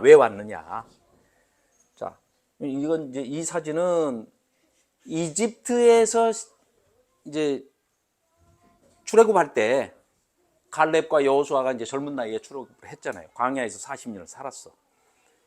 그 35세, 40세 때 이럴 때 나와가지고 갈렙이라는 이름 자체가 이집트에서 섬기는 신, 개 머리를 가진 몸뚱아리 있는 사람인 신이 갈렙이에요. 그러니까 그러면은 쉽게 얘기하면 갈렙의 아버지도 애굽의 신에 물들어 있는 사람이지. 그래서 아들 이름도 이집트의 계신의 이름 갈렙을 이렇게 붙여줬겠죠. 그래서 이제 이런 것들이고, 물론 이제 갈렙이 차지한 성이 이제 이게 헤브론, 아까 지금 현재의 모습이고, 또 뭐 그 막벨라 굴 기념 회당이 지금 현재는 있고, 거기 이제 포도송이 두 사람이 잘라가지고 그 땅을 염탐하고 와가지고 두 사람이 이렇게 메고 온다고 그러잖아요. 근데 이제 그 헤브론에 가서 실제로 그 포도밭을 찍어가지고 온 사진이 저런데, 포도송이를 뭐 두 사람이 멜 정도는 아닌 것 같은데 모르죠. 그때는 어쨌는지. 자, 그럼 어찌 됐건 여호수아는 참 훌륭하게 모세의 후계자로서 제2의 모세처럼, 또 유사점이 굉장히 많아요. 모세가 했던 것과 거의 비슷하게 여호수아가 다 해요. 쉽게 얘기하면 이런 비교를 할 수 있어요. 모세는 홍해를 갈르라고 하나님의 명령을 받아가지고 지팡이로 홍해를 갈랐어요. 물론 모세가 한 건 아니지만. 또 여호수아는 어떻게 했어요? 요단강을 발을 놓으면 갈라진다 하고 했어요. 여러 가지 뭐 신발을 벗어라, 또 뭐 아주 두 사람이 거의 비슷해요. 이게 이런 게 이를테면 이런 거예요. 모세가 워낙 40년 동안 지도자로서 잘해가지고 영향력이 굉장히 크고 이제 이미 신뢰를 다 받아버렸어, 온 국민에. 그런데 갑자기 죽어. 그 여호수아가 그 할 수 있을까? 뭐 이런 의심도 들 거 아니에요. 아직 본 적이 없으니까. 그런데 그걸 입증을 시켜주시면 국민들이 믿고 따를 거 아니에요. 그래서 하나님께서 모세한테 해주셨던 것을 거의 비슷하게 다 여호수아한테도 해주시는 거예요. 마찬가지로 베드로가 12사도로, 예수님의 12사도로 인정을 받았고 사람들이 다 알잖아요, 베드로를. 그런데 바울이 나중에 등장을 해가지고 오히려 그 사람은 기독교인들을, 예수 믿는 사람들을 죽이고 다녔던 사람인데, 자기가 부활하신 예수님을 다메섹 도상에서 내가 4년 만에 만났다 해가지고 나도 제자다, 사도다 하니까 안 믿을 거 아니에요, 사람들이. 그러면 성령님께서 어떻게 해주셔요? 베드로가 한 것을 거의 비슷하게 다 하게 바울한테 해준다는 거예요. 사람을 살리고 죽은 사람도 살리고 뭐 이런 것들을 막 다 해서 보여주는 거예요. 입증시켜주는 거예요. 성경에는 그런 대목들이 많이 나와요. 여호수아도 마찬가지입니다. 그런데 문제는 여호수아가 정말로 아쉽게도, 모세는 여호수아를 후계자로 정해가지고 후계를 삼았잖아요. 자기 제자로 삼았잖아요. 그런데 여호수아는 후계자를 정하지 않고 죽었어요. 그래서 왜 그랬는지는 몰라요. 그리고 모세가 유언을 하면서 뭐라고 그랬어요? 매 7년 정기 면제년 끝에 성경 통독을 해. 성경을 다 읽어줘라. 온 백성을 다 불러놓고 해가 떠서부터 정오까지 읽어줘라. 성경 공부를 해라. 쉽게 얘기해서 알아야 되니까. 율법도 알아야 되고 하나님의 뜻이 뭔지, 하나님의 심정이 어떤지, 하나님의 마음, 우리를 향하신 마음이 어떤지를 알아야 이렇게 살 거 아니에요. 그죠? 그런데 그거를 하지 않았어요. 했다는 기록이 없어요. 그러니까 하지 않았다고 우리는 생각할 수밖에 없고, 후계자가 또 그 다음에는 없어요. 그래서 이 두 가지 결정적인 원인 때문에 종교 암흑기, 사사시대로 접어들고 만다. 그러니까 쉽게 얘기해서 여호수아가 죽고 나니까 완전히 이스라엘 백성이 12지파로 분산되어 있기도 하지만 그 12지파를 통솔할 리더가 없는 거예요, 사실상. 그리고 그 하나님의 기적, 모세를 통한 기적, 홍해를 갈랐던 기적, 만나가 내리고 메추라기가 내렸던 광야에서 체험했던 그런 모든 기적들을 봤던 아버지 세대, 할아버지 세대가 다 이제는 죽고 없는 거예요. 그래서 또 한 가지, 전쟁도 아니죠. 뭐 아까 3번 전쟁했다고 그러는데, 여기에 들어가서 가나안을 정복하고 땅을 분배하는 데 걸린 시간이, 전쟁은 6년을 합니다. 6년을. 7년째가 안식년이잖아요. 그래서 6년 만에 전부 땅을 차지하게 돼요. 그거는 창세기 12장에서부터 13장인가? 거기서부터 아브라함한테 창세기 15장에서부터 하나님께서 약속을 하셨던, 주시겠다고 약속을 하셨던 그 땅에 대한 약속이 어디 와서 여호수아 때 완전히 성취가 되는 거죠. 그러니까 땅은, 자, 아까 나라의 3요소. 제일 먼저 사람이 있어야 돼요. 백성이. 그러니까 이스라엘 백성은 있고, 말을 잘 듣든 안 듣든 하여간 일단 이스라엘 백성은 있어요. 두 번째, 여호수아를 통해서 땅을 이제 영토가 확정이 됐어요. 하나님께서 성취하신 거야. 약속하신 대로 신실하게 지키셨어요. 이스라엘 백성들은 지금 안 지켰어도 상관이 없어. 하나님께서는 자기가 하신 말씀을 그대로 지금 이루신 거예요. 그리고 이제 세 번째, 주권. 주권은 누구한테 있어요? 그렇죠. 이게 차이가 있는 거야. 우리 인간들은 대한민국 헌법 제1조 1항. 대한민국은 민주공화국이다. 1조 2항. 모든 주권은 국민으로부터 나오며 이렇게 쭉 시작이 된다고. 그러니까 주인은 대통령이 아니야. 국민이야. 대한민국 국민이 주인이다 이 말이에요. 그런데 하나님 나라는 뭐라고요? 누가 주인이라고? 하나님이 주인. 하나님의 주권을 인정하는 사람들이 백성이 되고 그 사람들이 모여 사는 곳이 하나님 나라가 되는 거예요. 그러니까 하나님의 주권을 인정하지 않으면 꽝이에요, 여기는. 그러니까 우리 인간들이 사는 인간 세상하고는 전혀 다른 세상이죠. 그러니까 하나님의 주권을 인정. 하나님이 하나님 되심, 하나님이 다스리는 나라에서 살려는 백성은 하나님의 주권을 인정하고 하나님의 말씀을 따르고 하나님을 섬기는 사람이에요.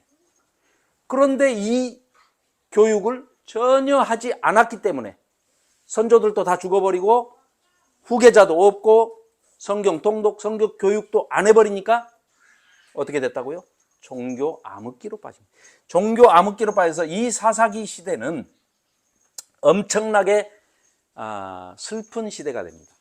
결국은 땅만 차지했지, 땅도 단지파 같은 경우에는 아까 단에서 부엘세바 이렇게 한 게, 단지파가 원래는 블레셋 사람들이 가지고 있던 해변가에 아주 좋은 곳에 땅을 가지고 있었는데 거기서 버티지를 못하고 도망가가지고 저 위쪽으로 비어있는 땅으로 가가지고 살게 된 게 그 단지파예요. 그래서 사사시대는 한마디로 얘기하면 아까 여호수아가 수없이 강조했던 아바드, 아바르, 건너라, 섬겨라, 건너라, 섬겨라. 요단강을 왜 건너가서 가나안 땅에 왜 들어가요? 하나님 섬기러.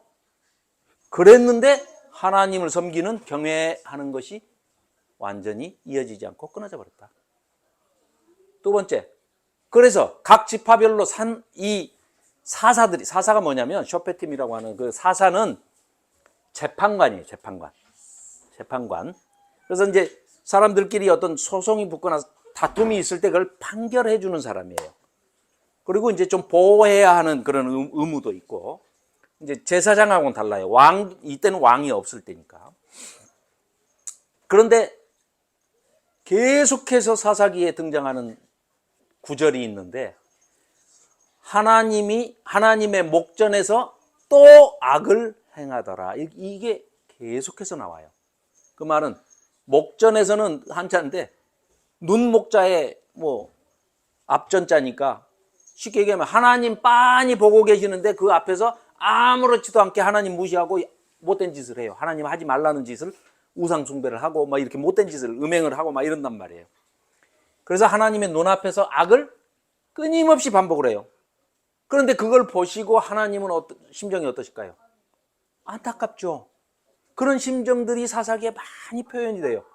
그래서 울고불고 매달리고 또 기도하면 사사를 보내서 또 회복시켜 주시고, 또 살만하면 또 하나님의 눈앞에서 악을 저지르고, 또 그래갖고 죽을 판 되면 울고불고 매달리면 또 살려주시고, 이 악의 악순환이 계속 반복되고 있는 책이 바로 사사기입니다. 그래서 이 사사기의 결론 맨 마지막에 가서는 어떤 얘기가 나오느냐, 21장에 보면 각기 자기 생각에 옳은 대로 살았어요. 말은 점잖게 그렇게 했지만 그 얘기는 바꿔 얘기하면 이런 얘기예요. 지가 하나님이다. 각자가 다 지가 하나님이에요. 지가 제일 옳다는데. 그러니까 지멋대로 사는 거예요. 그래서 이 사사기는 자, 마지막 21장 25절을 보면 그때 이스라엘에 왕이 없으므로, 아직 왕이 이제 있기 전이에요. 사람이 각기 자기의 소견에 옳은 대로 행하였더라. 이렇게 돼 있어요. 그러니까 각자 자기가 왕 노릇하고 하나님 노릇하면서 살았다. 그럼 이스라엘의 왕은 누구고 이스라엘의 이 백성이 신부라고 그러면 남편은 하나님인데 하나님을 왕으로 생각하지 않았다는 거예요. 그러면서 이어지는 게 나중에 인간 왕을 주세요. 그러면 실질적으로 통치하시는 아까 그 주권 얘기했잖아. 하나님이 통치를 하시니까 하나님이 왕이시고 하나님이 남편이시고 하나님이 우리 아버지시잖아. 그런데 인정하지 않는 거예요. 이스라엘 백성이. 그래가지고 뭘 달라고 요구한다고요? 다른 사람들처럼 왕을 주세요. 왕. 인간이 우리를 통치하면 그거 따를게요. 하나님은 그냥 빠지세요. 하나님은 이제 좀 쉬세요. 이런 내용이에요. 그런데도 불구하고 하나님께서는 나중에 결국 왕을 허락하시죠. 그래서 이제 한자어지만 신정 통치가 있고 왕정 통치가 있어요. 그러면 그 전에는 창세기 때부터 아담 때부터 이어져 내려온 통치 시대는 신정 통치죠. 하나님이 다스리는 통치. 그러니까 신정 통치.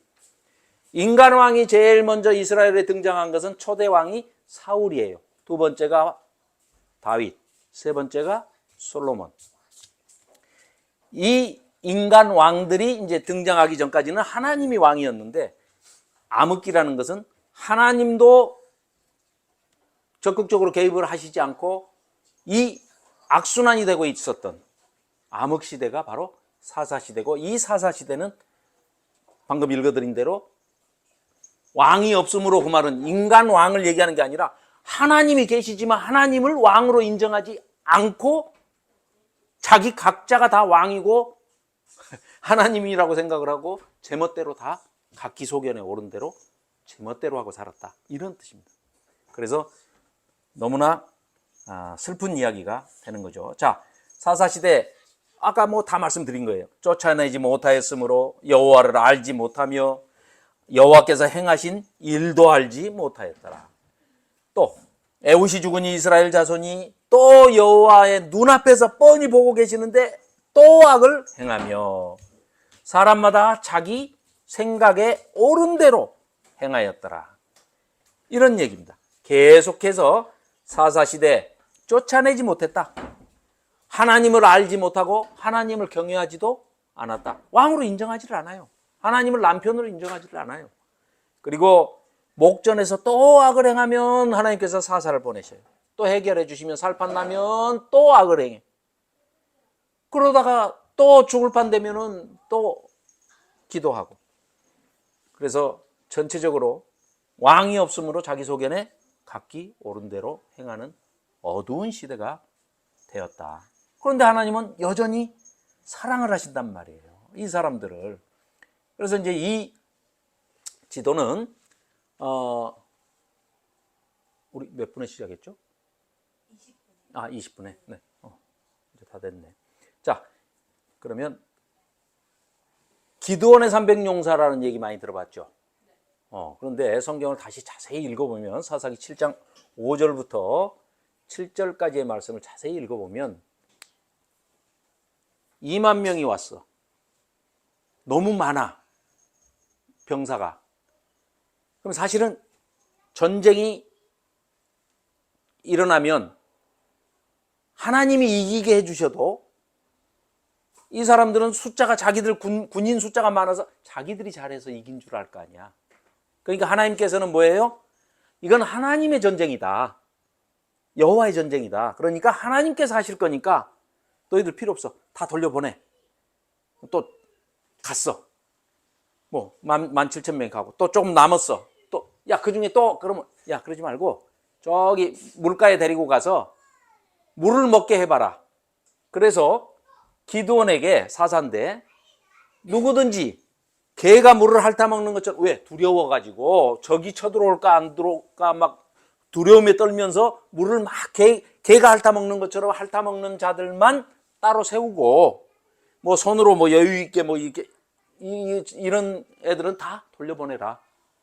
그래가지고 그 수만 명의 군사가 다 돌아가고 남은 게 300명만 남았어요. 그럼 남은 게 지금 용감한 용사예요? 아니면 개처럼 물을 핥아먹는 두려움에 떠는 자들이에요? 그래요. 그래서 이 애들을 데리고 내가 전쟁을 하게 해. 말도 안 되는 전쟁이죠. 그죠?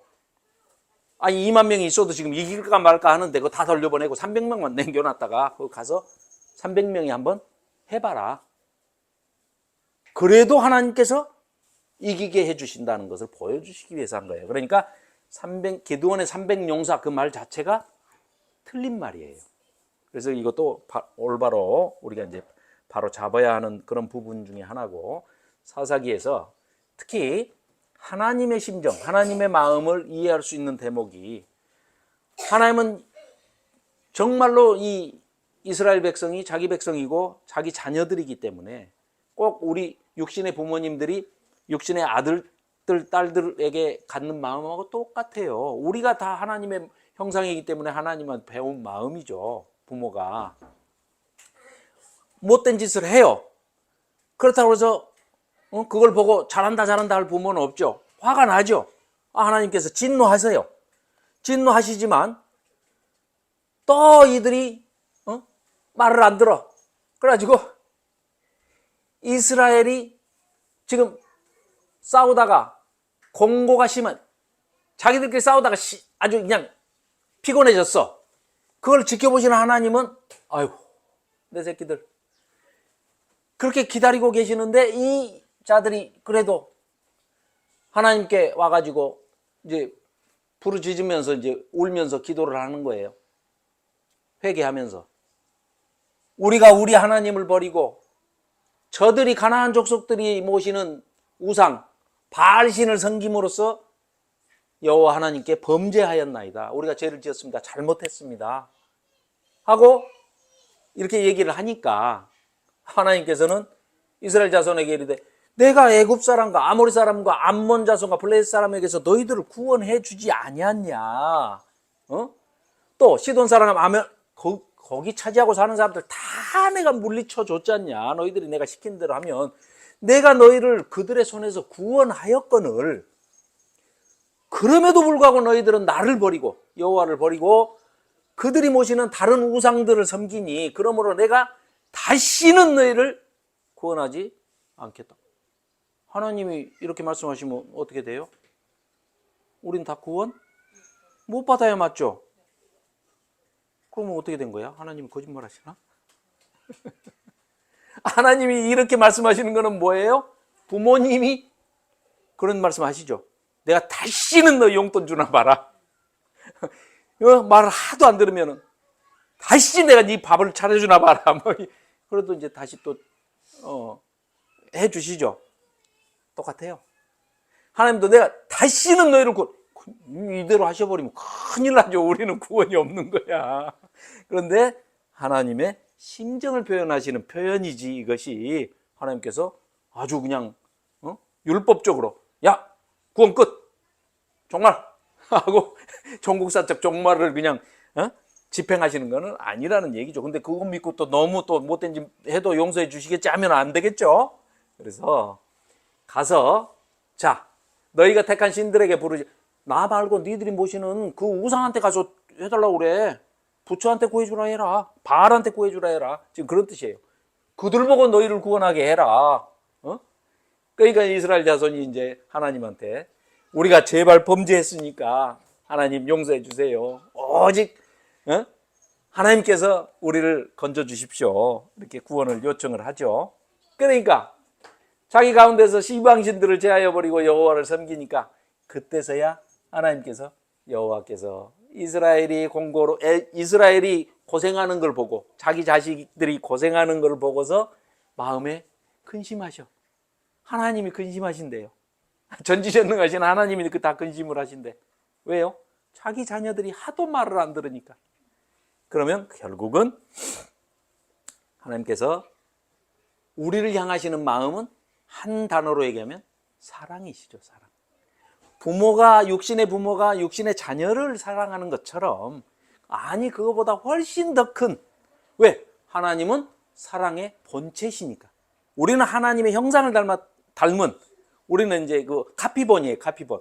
하나님의 카피본인데 우리도 사랑할 때가 가장 행복하고 좋잖아요. 본능적으로 또 자기 자녀들을 사랑하고 자기 부모를 사랑하고 형제간에 다 사랑하고 하나님 사랑하고 이웃 사랑하는 것이 우리 본능에 내재되어 있단 말이에요. 숨어 있단 말이에요. 그렇기 때문에 그런 것이 발현이 되는 것은 다 하나님 닮았기 때문에 우리가 그렇게 하는 거예요. 그러면 하나님은 원본이시니까 사랑이 얼마나 뭐 크다 작다로 이렇게 비교격으로 쓸 수가 없고 그냥 사랑 덩어리시지. 사랑 그 자체가 하나님이시다. 예수님이시다. 성령 하나님이시다. 이렇게 얘기할 수가 있겠죠. 자, 그래서 이 마지막에 이제 끝에 굉장히 부끄러운 얘기가 이제 사사기가 이렇게 악으로 치달려서 이렇게 막 나빠지기 시작하면은 이 마지막에 어떤 일들이 벌어지느냐. 두 가지 에피소드를 얘기해요. 그런데 우리가 이제 룻기는 4장밖에 안 되니까 잠깐 얘기하고 끝내겠지만 룻기까지 하면 3가지 풍경이 나와요. 사사기가 악으로 치달았단 말이에요. 그러면은 굉장히 부끄럽고 창피하고 아주 어디다가 말도 못할 그런 일들이 벌어지는 사건이 이 첫 번째 사건이고, 레위인의 첩사건이 또 있는데 이 사건이 두 번째 사건입니다. 이 두 가지 어두운 사건이 있음에도 불구하고 아주 한 줄기 빛처럼 룻과 보아스의 그 사랑 이야기, 또 나오미의 그 이야기가 마지막에 룻기가, 그러니까 우리는 지금은 별도로 떨어진 책으로 돼 있지만 원래 히브리인들이 가지고 있는, 유대인들이 가지고 있는 책에는 사사기 뒤편에 붙어 있어요. 그래서 사사기가 21장까지 끝나지만 22, 23, 24, 25장 이렇게 해서 4장을 룻기를 붙여가지고 한 권으로 돼 있어요. 그러니까 사사기 안에, 자 간단하게 말씀드리면 모세 손자 요나단 이름까지 이제 나중에 밝히는데 어떻게 밝히느냐. 엄마가 은을 1100개를 잊어버렸다네. 엄청나게 큰 돈이에요. 요즘으로 말하면 몇 억 되나 봐. 이거 막 저주를 퍼부어서 누가 도둑질해 갔다고. 근데 아들이 도둑질해 갔네. 그래서 아니 엄마가 뭐 어떻게 여기 있네요 하고 이제 갖다 놨어요. 그러니까 그걸 가지고 엄마가 하는 게 신상을 만들어. 그 은 200을 빼가지고 그걸 가지고 신상 만들면 돼요, 안 돼요? 유대인이, 히브리인들이. 하나님 여호와는 형상이 없잖아요. 그런데 신상을 만들어. 그래가지고 그 신상을 만들어서 이제 제사장도 있어야 되잖아. 그럼 제사장은 아까 레위지파만 해야 된다고 그랬잖아요. 그런데 없어. 그러니까 자기가, 엄마가 그냥 막 제사장도 누구 데려다가 막, 그러니까 쉽게 얘기하면 가정 수호신 막 만들어버려. 우상이 막 섬기는 것. 은으로 뭘 만들어 놓고 이름을 그냥 여호와라고 붙이는 거예요. 옛날 꼭 금송아지 만들어 놓고 여호와라고 부르는 것처럼. 모세가 율법 받을 때 그런 일이 있었죠. 똑같은 일들이 반복되는 거예요. 그런데 거기에 또 단지파가 그 신상을 쳐들어와 가지고 이제 그 신상을 가지고 가면서 보니까 그 제사장을 하고 있는 레위지파 사람이 있거든. 그러니까 야, 너 저 여기서 조그만 그 자가용 신 모셔놓고 여기 조그만 교회에서 너 개척교회에서 성도 뭐 몇 명밖에 안 되는데 거기서 할래? 우리 단지파로 가서 네가 그냥 큰 대형교회 목사 할래? 이러니까 홀딱 하고서 따라간단 말이에요. 그래서 같이 가요. 그런데 이런 창피한 일들이 있었는데 그 사람이 누구냐? 모세의 손자라는 거예요. 세상에 모세의 손자가 이런 짓을 하고 있어요. 그 사람 이름은 요나단이다 하고 이름까지 그냥 밝혀서 적시하고 있는 거예요. 이 사람들은 왜 이런 창피한 얘기지만 이걸 다 적나라하게 썼느냐? 반성하고 회개하고 다시는 이런 일이 없게 하자는 교훈적인 차원에서 역사를 통한 교훈을 기록한 거예요. 이런 거는 이제 잘하는 거죠. 그렇죠? 또 한 가지는 레위인이 첩을 또 뒀어. 그러니까 요즘하고는 좀 다르지만 아무튼 제사장이 레위인이 첩을 둬가지고 그 첩이 또 바람이 나가지고 베들레헴으로 도망을 갔어. 자기 고향으로. 그걸 또 찾으러 갔네. 찾으러 가서 이제 거기서 며칠 묵다가 이제 다섯째 날 이제 데리고 와요. 오다가 베냐민 지파 땅에 가가지고 이제 유숙을 하게 됐어. 한 집에 들어가서. 그랬더니 그 동네 불량배들이 와가지고 그 집 문을 두드리면서 이 레위인 제사장을 남자를 내놓으라는 거예요. 강간하게. 여자를 내놓으라는 게 아니라 남자를 내놓으라는 거야. 남자를 강간하겠다고. 동성애를 하겠다는 거예요. 이런 끔찍한 일이 벌어져요. 그러니까 이 레위 제사장이 안 되겠다. 자기는 못 나가겠고 자기 첩을 줘요. 그러니까 그 동네 불량배들이 그 첩을 밤새 못된 짓을 해가지고 결국은 죽어요. 그러니까 그 첩을 시체를 나귀에다 싣고 이 레위인이 다시 돌아와가지고 12토막을 내요. 그래가지고 12지파한테 다 보내. 시체를. 이런 끔찍한 일로 인해서 결론이 어떻게 되느냐. 한 지파가, 이 베냐민 지파가 멸절당할 위기까지 몰리게 됩니다. 자, 12지파가 그 시체 조각을 받아보고 나서 다 황당해가지고 다 모였을 거 아니에요. 그러니까 이런 일을 내가 당했다 하고, 그 레위인이 그거 자랑할 일이 아니잖아요. 지금 자기가 첩을 둔 것부터 시작해서 이런 끔찍한 있어서는 안 되는, 도저히 하나님의 백성들로서 이럴 수가 없는 일들을 벌려놓고 레위인이 불화가 있고 혹시 화목하지 못한 일들이 있으면은 화목하게 만들어야 할 제사장이 하나님과의 관계에서, 우리 인간과의 관계에서 가운데서 화목하게 해주는 것이 제사장의 역할이잖아요. 그죠? 하나님의 백성들 사이에서. 그런 사람이 오히려 불화를 조장해가지고 자기 첩 사건 때문에, 첩이 죽은 사건 때문에 시체를 12도막 내가지고 12지파한테 보내서 결국은 베냐민 지파가 600명 남고 다 죽어버립니다. 한 지파가 이제 없어지게 생겼어요. 그러니까 부랴부랴 해서 아이고 이 600명 대를 잇게 해줘야 되겠다. 남자만 600명 남았는데 어떻게 해요? 이 여자들을 다른 데서 구해오는데 어떻게 구해오느냐? 똑같은 방식으로 해요. 보쌈을 해오거나 가서 죽이고 여자를, 남의 그 족속의 여자를 뺏어와가지고, 그러니까 뭐예요? 지금 어디까지 가버린 거예요? 갈 때까지 가버린 겁니다. 사람으로서는 할 수 없는, 하나님의 백성은 그만두고 그냥 평범한, 우상을 섬기는 그냥 평범한 사람들도 안 하는 짓 이하로 떨어져 버린 거예요. 이런데도 불구하고, 자, 이거는 뭐 아까 다 말씀드렸던 이 사사기의 이제 원인이, 이렇게 슬픈 원인, 타락한 원인이 이제 이런 것들이고, 아까 설명 다 드렸던 내용이죠. 이 타락의 역사를 보면, 자, 이스라엘 백성 중에서도 레위 지파를 하나님 것으로 구별해서 셋째 아들이지만 첫째 아들이라고 해서 하나님 받으셨어요. 그랬더니 레위 지파도 타락을 해요. 그 중에서 아론 가문을, 모세의 형 아론 가문을 택해서 했는데 그 제사장들도 타락을 합니다. 지금 여호수아 죽고 나니까 사사시대에 접어들어서 사사시대의 사사들마저도 이 온니엘부터 삼손까지 보면 전부 사사들도 타락을 합니다. 그래서 그 중에 나실인, 하나님께 구별해서 머리에 삭돌되지 않고 포도에서 낳은 것은 아무것도 먹이지 않고 어려서부터 성별해서 키운 그런 삼손 같은 자도 술과 주색에 빠져가지고, 여자에 빠져가지고 결국은 타락을 하고 말죠. 그래서 왕을 달라고 그렇게 외쳤는데 인간 왕을, 사울을 주고, 또 하나님을 가장 하나님 마음에 흡족했던 다윗을 왕으로 세우고, 그리고 모든 것을 겸비하게 하는 그런 지혜를 준 솔로몬을 세웠지만 이들도 다 결국은 타락하고 마는 것이죠.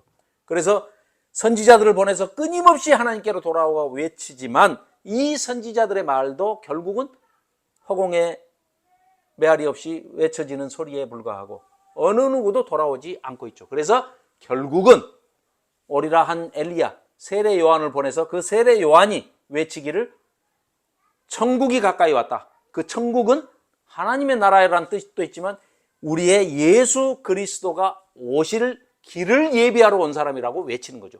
내 뒤에 오시는 분이 하나님이시고 하나님의 아들이시니 그분을 모시고 우리가 살아야 한다 하는 그런 외침, 이런 역사가 이루어졌고, 방금 이제 마지막 그 룻기는 시간이 40분. 룻기는 자 4장까지밖에 없어서 간단해요. 하나님의 인애, 헤세드 들어보셨을 거예요. 하나님의 사랑과 인자하심, 이것을 실천하는, 자 시대가 어떤 시대라고요? 사사시대예요. 정말 어두운 시대지만 한 줄기 빛처럼 하나님께서 그나마 참아주시고 왜 참으셨다고요? 이런 룻과 보아스 같은 사람이 있어서 참아주신 거예요. 이 사람들의 이야기를 하나의 보리밭의 러브스토리로 우리한테 소개하고 있는 책이 룻기인데, 이 룻기는 이 시대가 각자 자기가 하나님처럼, 자기가 왕인 것처럼 자기 소견에 옳은 대로 행하던 이 어두운 시대에서 그나마 기대되는 가정 중에 보아스 가정을 이루게 되는, 그래서 사랑은 자기를 희생하는 그런 모범을 보인 사람이 룻이고, 그리고 또 그 기업 물은다는 얘기 알아요? 자, 친족 중에서 누가 잘못돼가지고 경제적으로 어려움을 당해서 그 사람이 살고 있는 뭐 땅이나 집이나 뭐 이런 재산을 다 뺏기게 생겼으면 다른 지파로 또 가버릴 수도 있잖아요. 그러니까 그 지파에다가 물려준, 할당해준 그 땅은 보존해라 하는 차원에서 가족, 친척 중에 경제적으로 여유가 있는 사람이 그 땅을 대신 사서 그 사람들에게 돌려주는 그런, 쉽게 얘기하면, 요즘으로 얘기하면 그 가족들 간의 뭐 어떤 자선 사업이랄까? 그 가족의 범위가 이제 좀 넓혀지는 거죠. 그러면 무슨 김씨 뭐 이렇게 종파, 그런 개념이에요. 그래서 보아스가 자기가 안 해도 돼요. 자기보다 더 가까운 친척이 있었어. 근데 그 아무개라는 사람은 이름도 안 나와요. 아무개인데 그 아무개는 안 하겠다고 하니까 그 사람 빼고 대신 보아스가 그 책임을 지는 정말 아름다운 러브스토리죠. 그래서 이 가문에서 결국은 하나님의 마음에 흡족하다고 표현을 하실 정도로 마음에 들어 하셨던 다윗의 조상이 되는 사람들이에요. 그래서 이 가문에서 이 다윗이 태어나게 되는데, 결국은 그러면은 이 사사기 끝에 왜 룻기가 붙어 있느냐?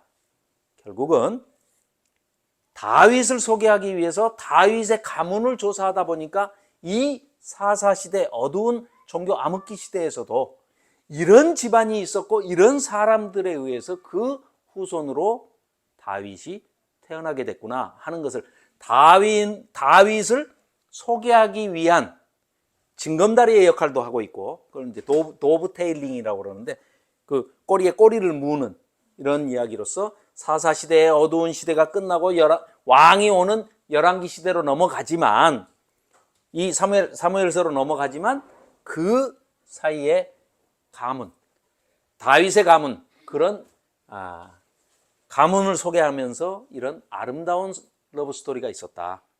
룻과 보아스를 소개하면서 결국은 다윗을 소개하기 위해서 이런 책이 기록이 되어 있다. 자, 그래서 내용은 이렇습니다. 엘리멜렉이 하나님의 징계를 피해가지고 가뭄이 드니까 딴 나라로, 모압 지방으로 도망을 가요. 하나님한테 뭘 잘못해가지고 벌을 받으면 벌을 순히 달게 받는 사람이 있고, 도망가는 사람이 있고요. 또 더 못된 놈은 덤비는 놈이 있어요. 그렇죠? 애들도 그러죠. 혼내면 비슷해요. 이 사람 도망갔어요. 가가지고 아버지 죽고 아들 둘이 있었는데 다 죽었어요. 그러니까 이제 과부가 셋이 돼버렸어. 갑자기 엄마하고 며느리 둘하고 과부 셋이 됐는데, 다 가라 그랬는데 나오미가 이제 다 가라고 얘기를 했는데 룻은 돌아가지 않아요. 그리고 어머니의 하나님이 나의 하나님이십니다 하고 그 신앙 고백을 하면서 어머니를 봉양하기 위해서 따라옵니다. 그래서 그 어떤 율법과 종교와 사상과 가치, 문화 모든 것들을 뛰어넘는 행위가 바로 가장 고차원적인 행위가 하나님 닮은 사랑의 행위라는 거예요. 그거 안 해도 돼요. 가라고 허락을 했으니까. 시어머니인 나오미가 룻에게 너도 너희 집으로 친정집으로 가라. 모압 땅이니까 그냥 가라. 나 혼자 가겠다. 돌아가겠다. 베들레헴으로 했는데 끝까지 모시는 거예요. 그런 사랑의 마음을 가지고 했기 때문에 이 계보에서 결국은 다윗이 태어나게 되었다 하는 얘기입니다. 그래서 보아스와 룻이 결혼을 하게 되죠. 그래서 거기서 오벳을 낳고 오벳이 이새를 낳는데 그 이새가 다윗의 아버지예요. 그러니까 다윗으로 따지면 아버지 이새, 할아버지 오벳, 증조 할아버지가 이 보아스예요. 그래서 이 이야기가 소개가 된 것은 아까도 말씀드렸듯이 이 아름다운 러브 스토리를 소개하기 위해서예요. 자, 보세요. 아까도 말씀드렸지만 사사시대의 풍경 중에 이 어두운 풍경, 미가 집의 신상과 모세의 손자식이나 된 사람이 요나단이 그 우상까지 섬기고 있는 그런 타락한 모습 보여줬고, 레위인이 그 첩 때문에 베냐민 지파 한 지파가 없어질 뻔했잖아요. 근데 그 지파를 또 회복시켜준다고 또 다른 살육과 전쟁과 피비린내를 또 불러오는 그런 방식으로 아주 그냥 타락할 대로 타락한 모습들을 그대로 있는 대로 보여주고, 마지막에 룻기를 통해서 모압 여인 룻이 또 기업물음을 하는 그 사랑의 책임, 보아스와 그리고 또 그 시어머니 나오미를 통해서 하나님의 인애, 하나님의 헤세드를 보여주는 아름다운 이야기, 이 가문에서 다윗이 나온다 하는 이런 얘기를 우리에게 소개하고 있는 책이 통틀어서 여호수아, 사사기, 룻기 이 세 권의 책입니다. 자, 이상으로 마치겠습니다.